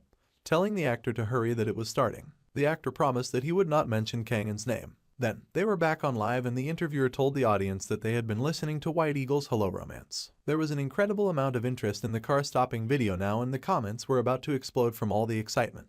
The lead actor then laughed and said that he was going to tell them what happened as he did not get a chance to explain earlier. He said that it was all about a real event that happened on the first day that they started reshooting on set. While they were busy filming, some kidnappers tried to abduct their child actress, Minji Lee. The interviewer was all gasps and awe, and she asked if the stunt actor had jumped in without any wires in such a critical situation. The lead actor said that was correct, and the actress realized that they had decided to drop the bombshell. The food truck guy managed to capture all the kidnapped and rescue Minji safely, and they all knew this from watching the video. The comments now wondered if the stuntman was even human and how he had survived risking his life, and if our dude could be from some secret agent from an underground society straight out of a movie. More and more questions were raised about our dude. They agreed that an expert chef's skills were not far off from an action star. Not only was the stranger a great cook but a great action hero, and they wondered who he was, and there was a buzz about the food truck guy. It was revealed in the viral promo video and they wondered if it was real. The food truck guy had saved Minji Lee safely. There was more analysis being done by the fans, and they analyzed how the MC could run down a hill and they calculated the speed and distance and how he could run faster than the Olympic sprint record. And it was amazing.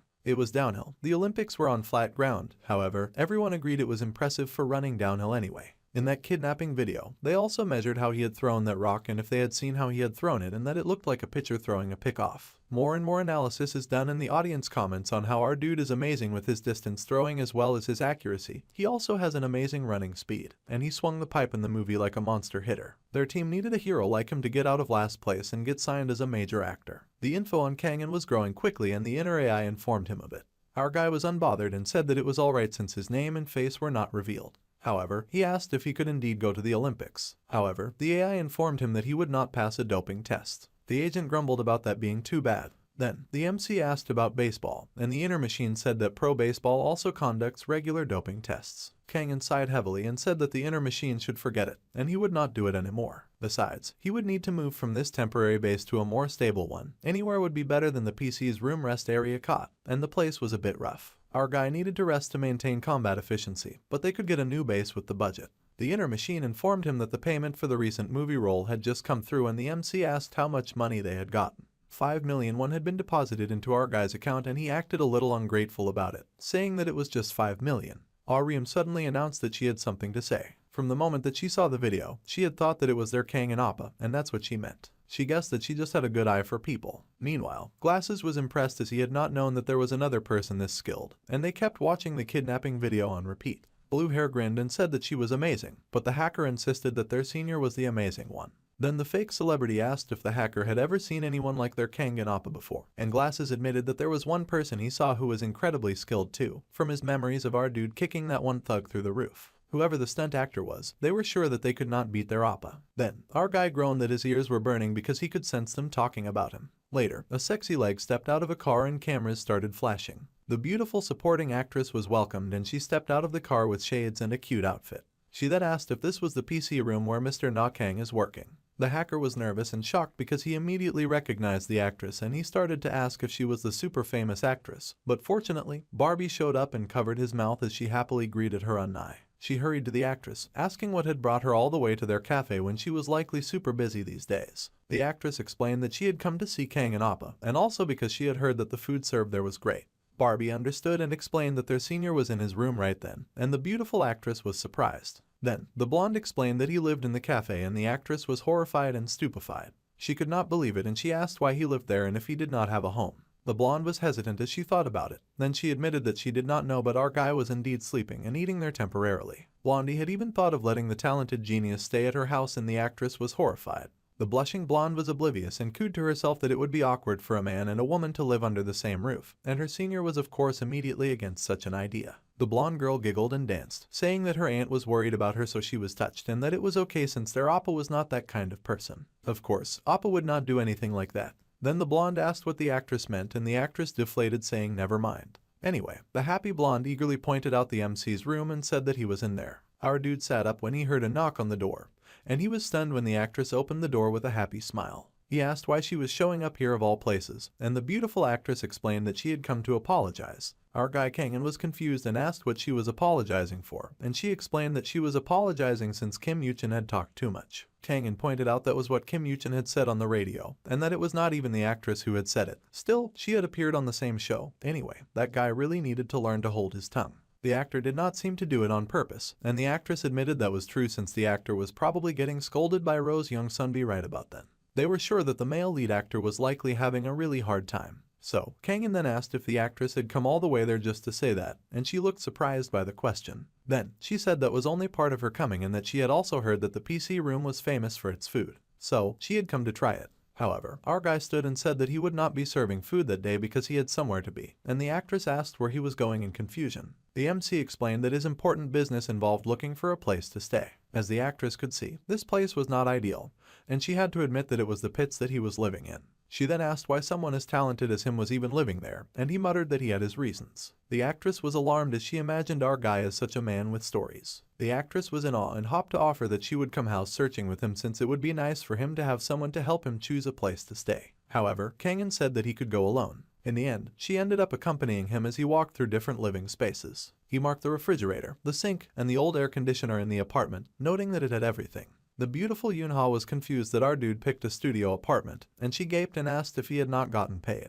The MC said that he had indeed gotten paid, but it would not make sense to blow all of his money on living expenses. The actress was baffled and did not understand why he would go for a studio apartment of all things. She could not understand why such a talented guy had stayed in a PC room in the first place, and now she could not understand why he was going for a studio. He had gotten paid a lot for the movie, and then Yoonha yelled and asked our guy how much he had gotten. She would help him find the best place with the money that he had received. So, he explained that he had received 5 million won. The actress was exceptionally speechless and for a moment, she could not compute his answer. Then, she grabbed her phone and got to dialing immediately. It turned out that the quick-witted actress had quickly placed a call to someone immediately. The person that she called was of course the president's beautiful and dominating wife. The young actress happily greeted her sonbee, telling her senior that it was her on the phone. Her sonbee smiled and asked the beautiful actress what was up, and asked if the pretty lady was calling to ask for leniency for Kim Yoo-chin, who was already being severely punished, and he was crying for Yoonha to save him. The lead actor was undergoing torture under the president's strict wife. However, the actress had no such priority and she said that she would leave the decision of punishing him with her sonbee. Even our guy was left speechless by how much she just did not care. Then, the president agreed that she would let the lead actor live and asked why her sweet junior had called.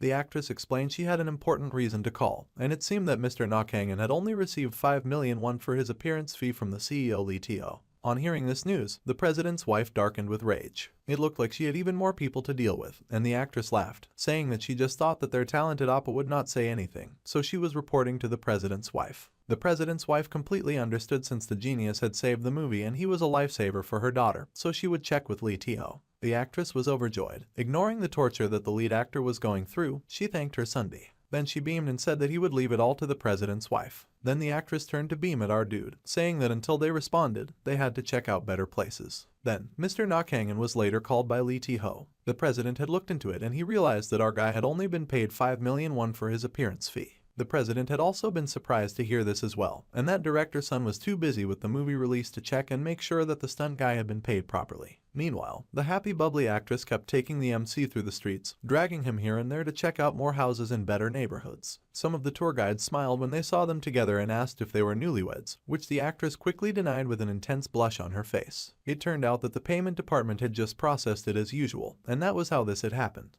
However, considering our dude's work, such a thing was unacceptable. So, the president had recalculated our dude's payment as the official stunt coordinator, not as a stunt double. Right now, the two walked into a nice spacious apartment, marveling at all the walking room and the soft decor. Getting into the main room, the actress beamed as she looked around and even our dude was impressed. 100 million would be transferred immediately to our guy's account and the actress gasped as they looked around the nice and large apartment. The deposit for the apartment that they picked out was 5 million, and the rent was pretty good for the price. Kangin was impressed by how much Yoonha knew about this kind of stuff, and she flipped her hair, saying that she was the kind of woman who was really helpful when she was around. She wondered if he was falling for her, but our guy just noted that the view outside the window was also pretty nice. The inner machine had made sure to secure a clear line of sight for potential enemy approaches, and now they could observe the enemy from a distance. The extra tip was that if the MC installed blackout curtains on the windows, then he could block the enemy's observation. Our guy noted that the inner AI was suddenly being so sweet because they just got 100 million. Then, the actress asked our dude what he would do with the remaining 5 million, and the inner AI said that they needed to secure mobility by buying a car. So, the MC stated that he would buy a car. The actress was overjoyed and said that she knew a good place to introduce him to. With 50 million though, getting something as good as a luxury car might be difficult. However, Kangin then interrupted her by calling her by name, and he asked why she kept trying to help him.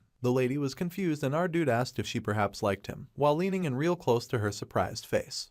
The black-haired main character leaned in really close to the beautiful actress and asked if she liked him by any chance. The beautiful young actress was stunned to have Kangin all in her face. She quickly became speechless, stuttering like she was spooked as she asked what he was saying and why he would even believe that she liked him. Since she was acting all indifferent, the main character got bored of that very quickly and strolled away, saying that he had just been curious since she was doing the most to help him. The blushing actress huffed with a blush on her cheeks, saying that he had a huge ego, and that his assumptions were ridiculous. She was an actor, which she proudly declared, and her schedule just happened to be free, so she had dropped by coincidentally. Besides, she would help no matter what since they are close friends, and it had nothing to do with her huge crush, nor the fact that she was this jobless, and she expected the talented stuntman to know that. However, he is already bored with the conversation and says that she could just leave it at no and tells her not to yell at him. His eardrums were going to burst at that rate. Blue Eyes smirks and says that he was joking too, and he thanks the gorgeous actress for helping him out. She is surprised and a flush comes to her cheeks at his sincere smile. Then she mumbles that she did not help him to hear something like that. The inner AI also informed our dude that his thanks should be directed to him and not just to Shin Yoon-ha. The main character ignores his inner machine, telling it to shut up, which briefly confuses the actress. The actress has a few things to say, and she says that about that day, if she had been crushed on set by the falling steel beam, she could have been seriously injured or worse. The stuntman had saved her and she had survived, so she was eternally grateful since that accident could have very easily ended her life. The beautiful young lady blushes, twirling her hair in her hand, saying that, to be honest, she had thought that she was fine. She had really thought that everything was okay. However, being alone at home, she started to realize things after the incident. The actress' eyes had widened when she realized that she had come home to a dark house, and she kept thinking about that moment, which made her heart race. This did not happen before, but ever since that day, a house without any form of light fills her with anxiety now. The incident kept appearing in her dreams and she found it hard to sleep. So, being around the main character made the traumatized actress feel safer, and she asked if it was fine for her to come around often, even though therapy would be a more advisable solution. Of course, our guy was barely paying attention while she had been airing out her feelings, and he just stretched while admiring the great view, which really served to annoy her since he was ignoring her very touching tale. Later, at a used car lot, the actress was shocked that the main character would buy such a thing with the money he had left. The beautiful lady insisted that there were tons of good used cars out there, and she could not fathom why he would settle for a beat-up junk car. However, he thought that her saying all that out loud was rude to the seller who was standing right there. The seller, however, agreed, and that he had brought the car over to sell, but no one wanted the junk anyway. Even if the seller fixed it, the repair costs would exceed the selling price. The young lady then insisted that they could find much better cars if they looked around. However, the stubborn stuntman just asked if he could check under the hood, and he received permission. He opened the hood and inspected the controls within, then he asked his inner machine if he could fix this. Of course, the inner AI had repair manuals for vehicles from the battlefield, and the main character was a little impressed that it included manuals for a car like this one. The inner machine was from the year 2082, so this would be an 80-year-old model for him. However, the inner AI boasted that he had manuals for cars from even 100 years ago. Once the machine fixes the electrical and power systems, it should run just fine. The actress was surprised to see our dude studying the car. Then, the main character pointed at the white piece of junk and said that he liked it, much to the shock of both his girl and the seller. The young actress insisted that he could get a much better car for the same price, and asked if the guy was going with the car since he was broke. She even offered to lend him some. However, the inner machine insisted that the cost-effectiveness of fixing the car was better if he repaired it himself. The seller went on about the product, saying that the engine sounded terrible and it might stall while driving, and he would not take responsibility for that. The talented stuntman already knew all that and just asked the car guy to sell it to him cheaply. The car guy groaned but said it was fine by him and that he would not accept the blame if the car broke down. So, our guy grinned and said they should make the deal, much to the horror of his newest fangirl. Later on, the main character spoke to his inner AI asking if it would not be better to repair the car in the new apartment's parking lot. However, the inner machine said that would make the neighbors suspicious, so they needed to rent a suitable place to fix the car. Fortunately, the inner machine was far ahead of him and had already scouted out a suitable location to use as a base. It was a recently closed ironworks, a nice quiet place in the mountains where they could do what they needed without disturbance. The main character was impressed and asked his inner AI when he found out about that. The inner machine just responded that he had gathered the necessary info while accompanying him. The savvy machine had already figured all of that out while Kangen was zoning out, and the main character was impressed. So, all the main character needed to do was to get the parts he needed and then repair the car at the chosen location. So, the black-haired genius was ready to get busy. The car was delivered exactly where he wanted it to be, and the actress tagged along for some reason, asking where they were. He had dragged the junk car to a rundown place, and he asked her to stop calling his new car junk. It would hurt its feelings. The actress cried and asked if the stuntman had secretly signed on for a horror movie directed by a director's son without telling her, and asked if that was why they had been brought there. However, he said that it was nothing like that. Our guy pushed in a few necessary numbers and the door swung right open. The pair peeked inside and stared at the empty workshop. The blue-eyed boy walked inside and immediately got to work while the actress was still confused about what he was doing. She was surprised that he really did plan to fix the car here, and the young lady asked if he even knew how to fix a car, and that he should need a mechanic's license or something. However, the inner machine had a repair manual far superior to any license. So, the blue-eyed genius replied that NeoTube taught everything. The inner machine still boasted that the manual that he had was far better than the video platform. The beautiful actress could not believe that such a person was going to fix up a junk of metal disguising as a car by only using a few internet videos. The talented genius was unbothered, telling his new tag-along girlfriend that disassembly was just the reverse of the assembly. However, the beautiful actress was still plenty doubtful, and was not convinced. She asked what exactly he planned to do if the car exploded in both their faces. The main character would end up taking back the life he saved because she'd end up dying with him. However, he remained unbothered about the whole thing and asked why she was assuming that he would go on a car ride with her in the first place. The actress was immediately irritated by that response, feeling both hurt and humiliated, so she switched tactics by changing the topics and wondered out loud what this place was anyway. The main character explained that it was a metalworking shop, but this place was closed now because the owner retired. So, the main character decided to return it to about a year. The lady was shocked and wondered when he had the time to arrange all that and why he was keeping it for an entire year. Our guy focused on the engine of the car as he worked. He slipped on some gloves because safety first, and then he turned to the actress who stared in surprise. Blue Eyes asked why the young lady was not leaving and why she was following him around like she had nothing else to do. She was supposed to be a working adult. The embarrassed Flushing Virgin claimed that she was not following him at all and that he had been the one to bring her here. However, he had no intention of having her follow him and he was aghast at this accusation. The young miss was infuriated and humiliated. Fine, she was going to leave then and that he should not stop her. Even if he got bored later, it was not her problem. And he was losing out on the perfect chance to hang out with a super pretty girl. They were in the middle of nowhere and there was no transportation out though, so she was kind of stuck with him. The flustered actress then said that he would just call her manager to come pick her up. However, the signal was spotty since they were so deep in the mountains, so she would not be able to do that either. Zero safety instincts finally realized that she was trapped there, and to make it worse, the black-haired genius mumbled that ghosts could pop out at night as well. This of course terrified the poor young lady who squealed in fear. The main character was really enjoying himself though because he spoke darkly, saying that he had honestly planned this all along, and said that this was why he had brought her here. The actress was terrified, her face going pale in horror. Then she squealed and cried for him to stop, crying that she was not ready. However, the blue-eyed genius just asked her to hold something. Her eyes were closed and this little rat had the audacity to blush. However, the main character had nothing nefarious planned and he told her to stop her squealing and to get to work by helping him fix the car. She cried about not wanting to get dirty, but it was too late for that.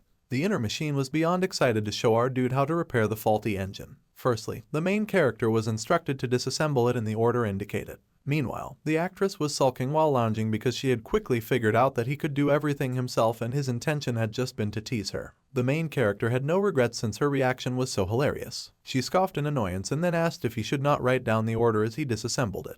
There was a scene in a movie that she watched where someone ruined everything while disassembling precision equipment. However, the talented stuntman told her not to worry since he remembered all the steps. Though it was Jinnah, the inner machine, that was remembering everything. Still, the young lady was impressed by the display of amazing memory, while the inner machine got annoyed that his glory was being stolen. Our guy was also quite tired of the inner AI responding to everything the gushing actress had to say. The gushing actress went on watching in awe, saying that his hands moved so quickly and precisely like a machine. Blue Eyes barely noticed as he had already handed control to the inner machine. Finally, he was done and he shut the hood of the car with great satisfaction. The young lady was surprised that he was already done since it had only been less than an hour. Okay, it was time for some test subjects and the shameless noodle cooker asked the actress to get in the driver's seat. Of course, she had no intention of joining him on his suicide mission and she asked if this was why he had brought her there. The main character then chuckled and told her to relax since he had repaired it perfectly after calculating everything.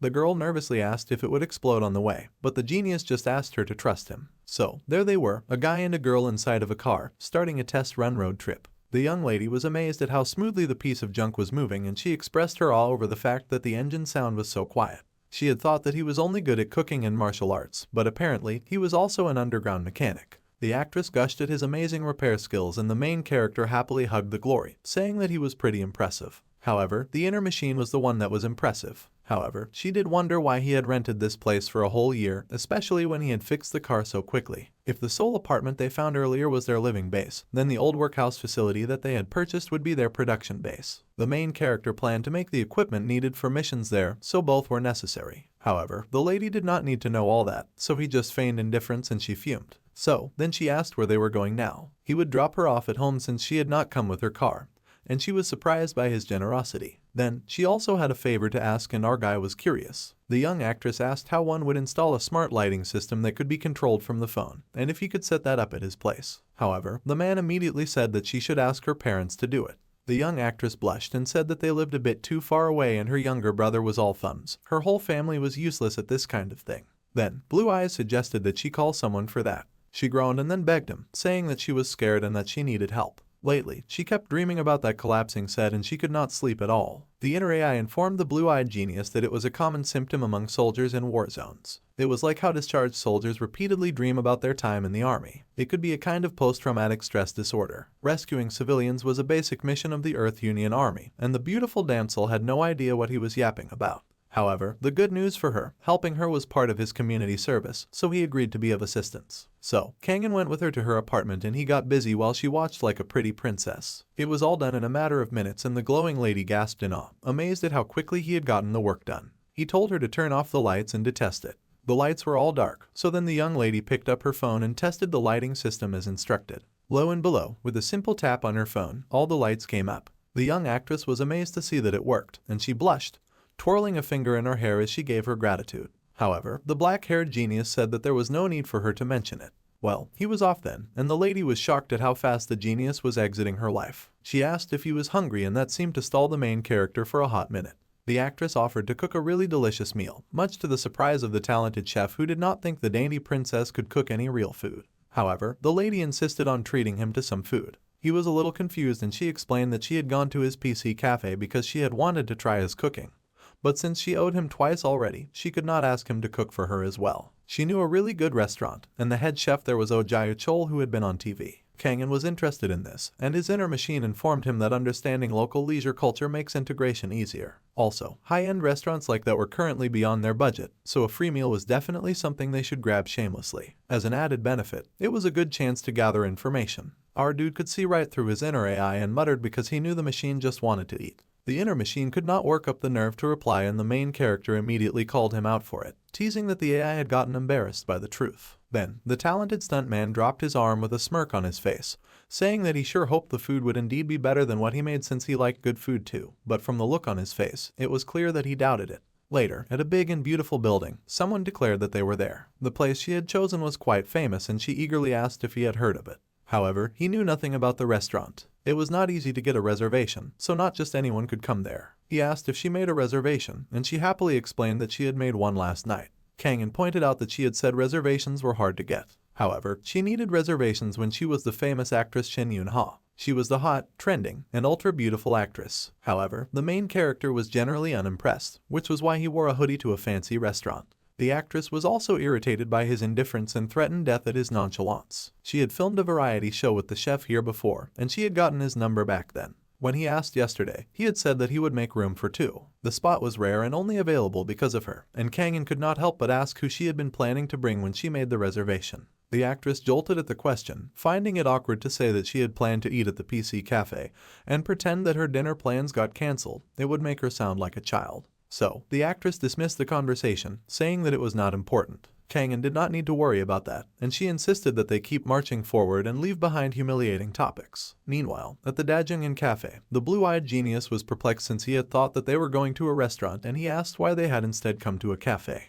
The actress sighed, asking if our guy had never been on a date. They could chat at the cafe until they got hungry, then head up to the 7th floor restaurant. Kangen the genius thought about it for a second, and then he looked down at the cute coffee art as he pondered what a date was like. The fact that his resident identity card existed in the government database might mean that the talented stuntman had a record of an ordinary life like everyone else. Deep down inside, the main character wondered why he was here in this era and place, instead of in the Earth Union Army of the year 2082. Then, Shin Yoon-ha suggested that they ask if they could get a window seat there. Penelope answered when Shin Yoon-ha called, and the happy actress said that she was calling to confirm her dinner reservation for that night. There was silence for a hot minute before the pretty girl exploded like a popped hot air balloon. She leapt to her feet in horror as she gasped, horrified to hear that their spot had not been reserved. Yoon-ha insisted that she had made the reservation yesterday and that if it was cancelled, they should have let her know. The angry lady slammed her phone down in a rage, growling in anger. Our dude asked what was wrong, and with tears in her eyes, the actress explained that someone more important than she was had come, so her reservation had gotten bumped. She was upset that they said that they would make room for her when they had just cancelled it at the end.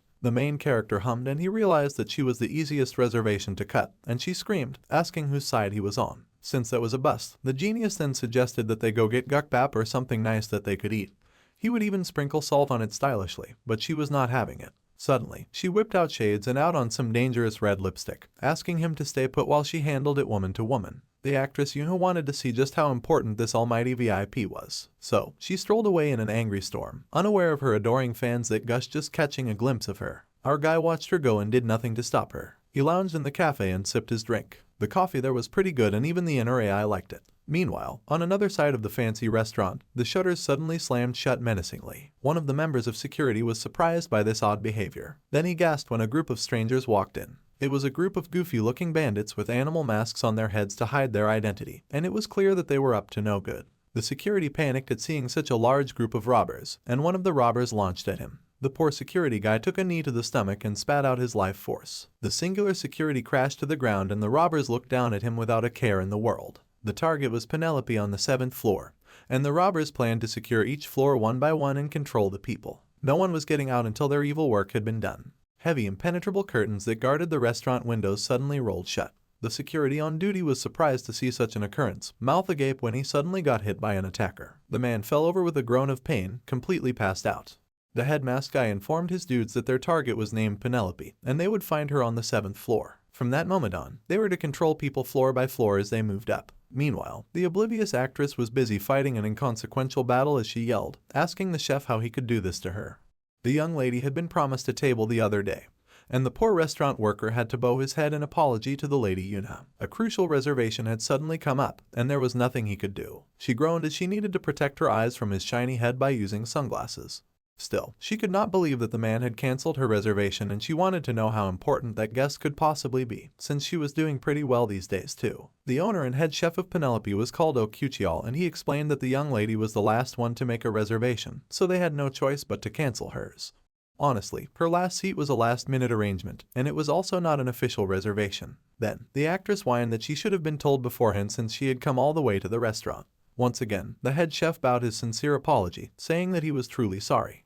He had thought that their staff had already informed her, but it seemed there was a mistake. Then, they promised her that if she came again the next day, they would be sure to promise to treat her properly. The actress was fidgety about this promise and she bit her fingernail as she considered it. The next day was a bit difficult as she did not have an excuse to meet her date during that time, and if she asked him to come again, he would likely refuse. The chef was bewildered by this information and he asked who this mystery man was. Yuna brushed off the question, however, as it was rather embarrassing to answer. Meanwhile, someone groaned to their senior. The man pointed out that the person had insisted that he book the restaurant and he barely managed to reserve the seat last night. Now suddenly his Hyung did not want to come. His senior explained that he was almost there but something urgent at work came up so he was heading back. The man could really not help it if it was work. The man at the restaurant sulked at having to eat alone and his Hyung told him to call his wife, but his wife was rather busy with her schedule. Anyway, they would talk to him later and a familiar face sighed heavily with great disappointment. The president of our guy's former job could not believe that he would have to eat alone. Suddenly, he noticed something. The president Lee Tae-ho stood when he noticed Shin Yuna and went over to greet her. He was surprised to see her and asked if she was alone, but she explained that she had actually come to treat Kang and Appa, but her reservation got cancelled. The chef cried that he was sorry to hear that.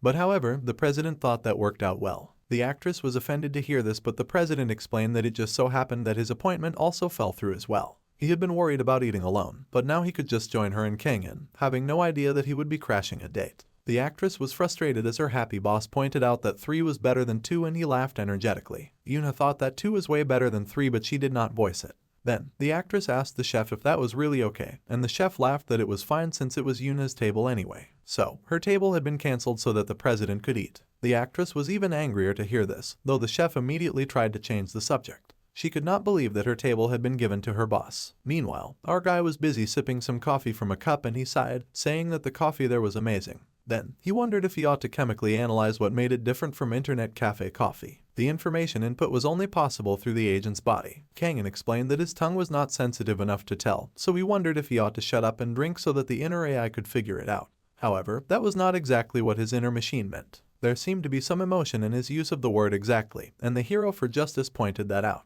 Then, the MC checked his phone, noting he had yet to get a single reply. The inner machine spoke, asking the agent if he preferred beef soup over gourmet restaurant dishes, but Kangen responded in the negative. He was just being polite to the young lady. The inner machine was surprised to hear that he could be polite, and that of course pissed off the resident hero. The MC muttered that his machine must have a bug since it had suddenly started acting up. The inner machine said that it did not understand, and the hero growled that it should not pretend that it did not understand.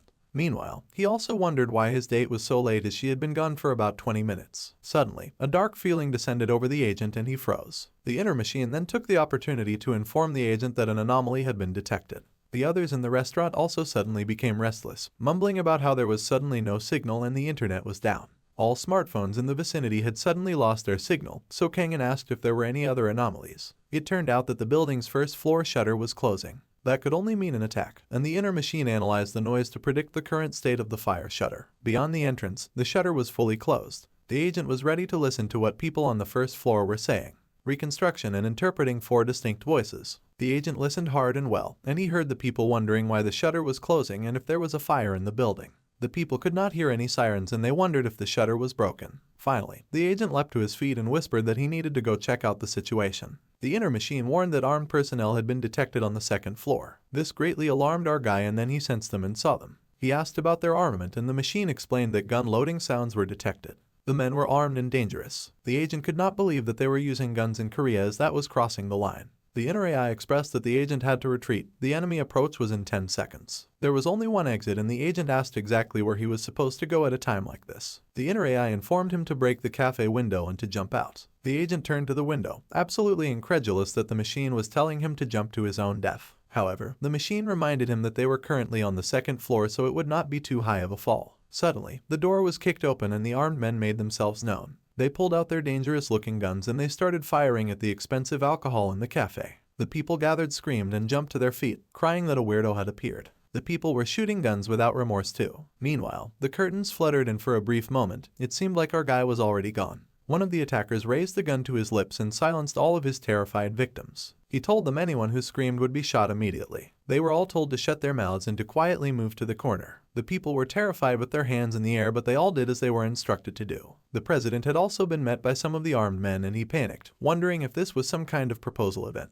Judging by the chef's face, it was not a planned occurrence. This situation was real and the president immediately began to panic. The actress Yuna shivered and asked President Lee what they were to do in this situation. The wise man told them to stay calm and for no, it would be best for them to do as they said, since the attackers had a gun and they were but powerless unarmed humans. So, they would keep their hands up and move quietly. So, all the people moved as commanded, and the actress worried since her sweet and kind Appa was still on the second floor. The president was shocked to hear that the stunt actor was in the building, and the actress beamed, saying that everything would be fine since if they called him, he would come to the rescue. Unfortunately, her joyful expression had been noticed and a gun was immediately pointed at her happy head. The attacker growled, asking if the actress could not see the situation. Phones were obviously banned because they would not work anyway and no one would be calling for help. The actress was horrified, and when the attacker asked if she was going to try to report this, she shook and raised her hands, saying of course she would never do anything that's suicidal. She even laughed that she could not recall the police number. Then the attacker told them both to beat it and they raced to the corner like eager children,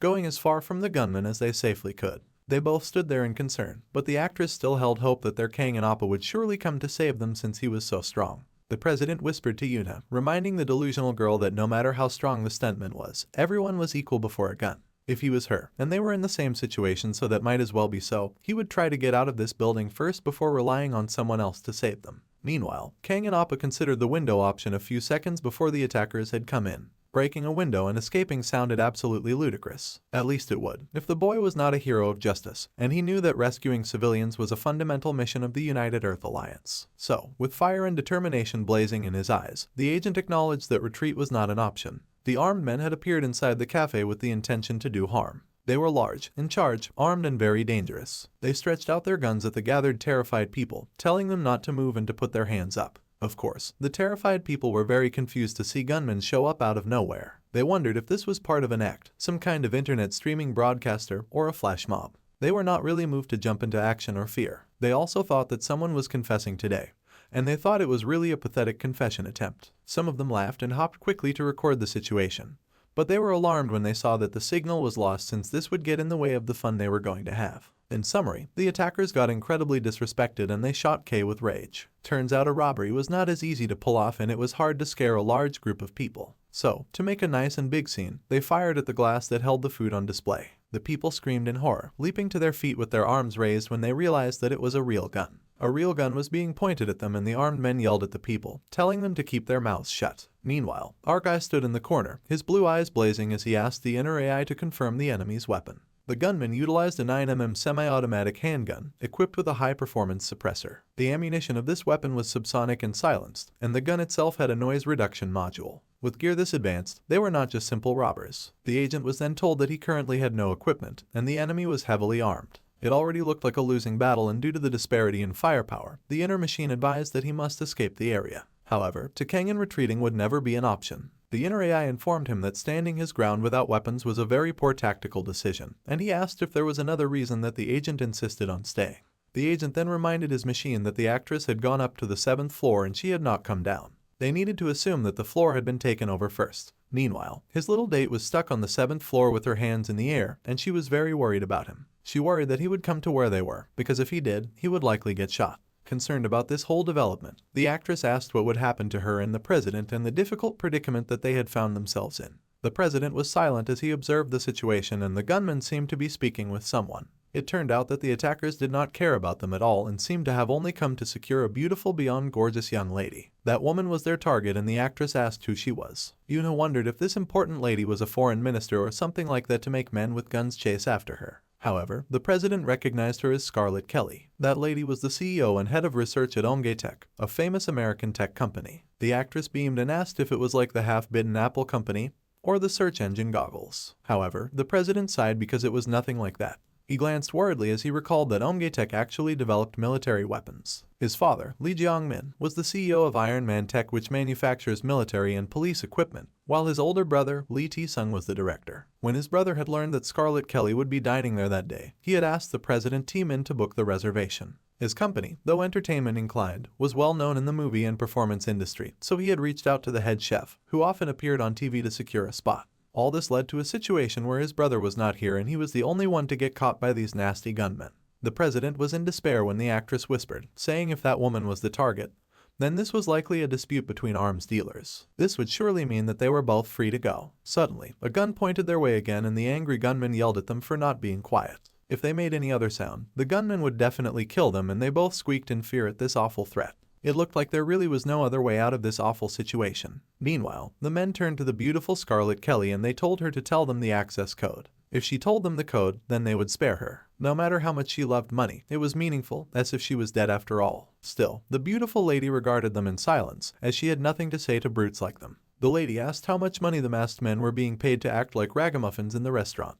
They were surprised by the question, and the beautiful lady offered to double the pay that they had been promised. No one had been hurt yet, so they still had the chance to end things there before things got serious. However, the attackers laughed mockingly, and he pointed his gun with wicked glee in his eyes as he refused her offer. This was not about earning a few extra bucks for him. So, the beautiful lady had to sigh, and she said that she refused as well. Even if she was tortured, she would not give them the access codes that they sought. The men were amused by her words, and they were willing to test if the lady's bravado was true. They then turned their guns away and told her to move nicely and slowly. The people around screamed as more bullets were fired into the air, much to their dismay. The wicked men laughed that there were plenty of citizens gathered in this room that he could kill just to make her talk. The woman was anxious about this, but she also had no intention of selling company secrets. Meanwhile, the inner AI had detected 2 instances of unusual noise from above. Likely it was gunfire from a suppressed handgun, and he had also detected the sound of glass breaking. All of these sounds had come from above, and the agent was anxious that this came from the 7th floor. The inner AI expressed that it could be the 3rd floor or higher. If the enemy fired twice, the first shot was likely a warning, Kangen deduced, so he wondered what the second shot was about.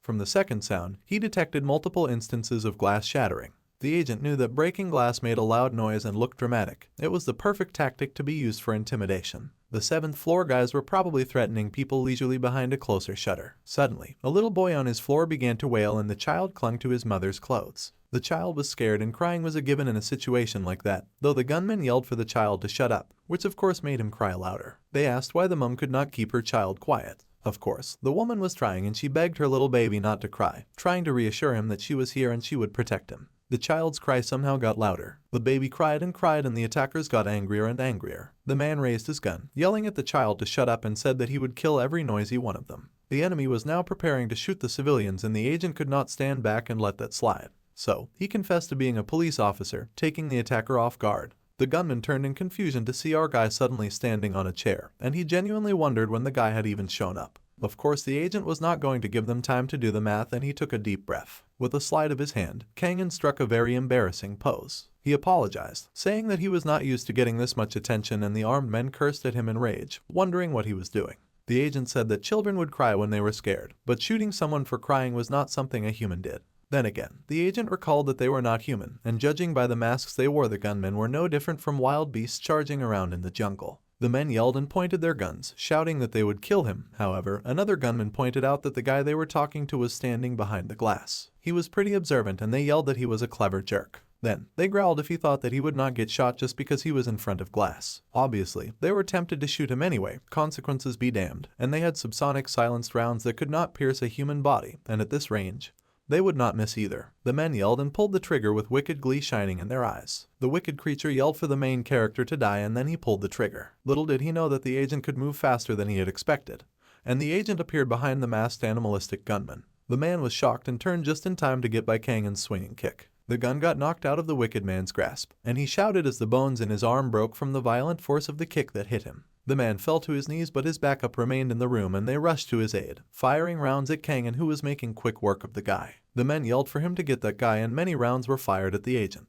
However, the hero of justice was not swayed by their firepower, and he expertly dodged every single bullet shot by the second gunman. The inner machine then informed him that the cafe's glass had a protective film with bulletproof capabilities. This meant that the subsonic silenced rounds could not penetrate the glass. So, our guy leapt up in his violent storm of ass-kicking as he mercilessly beat up the thugs with guns. The agent grabbed a table and lifted it, using it to block off the bullets that were fired in a barrage at him. The armed men with guns cursed, hating that he was somehow dodging everything. Obviously, the hero had no intention of being hit, but the armed men were left speechless when giant tables came flying through the air right at them. The men screamed as they had been prepared to fight with bullets, but had not expected tables to rain down on them, so they got knocked about left and right.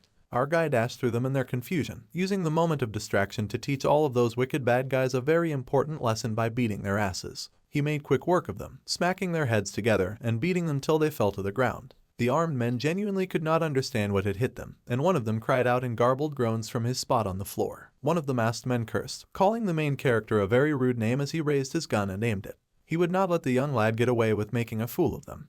The agent turned just in time to see the man raise his fun, his blue eyes shining and alert. The wicked man yelled for the hero of justice to die, and then he did an evil thing, firing his gun at Kangen. The world went dark and the bullets seemed to pierce home, going through the hero of justice and seemingly taking his life.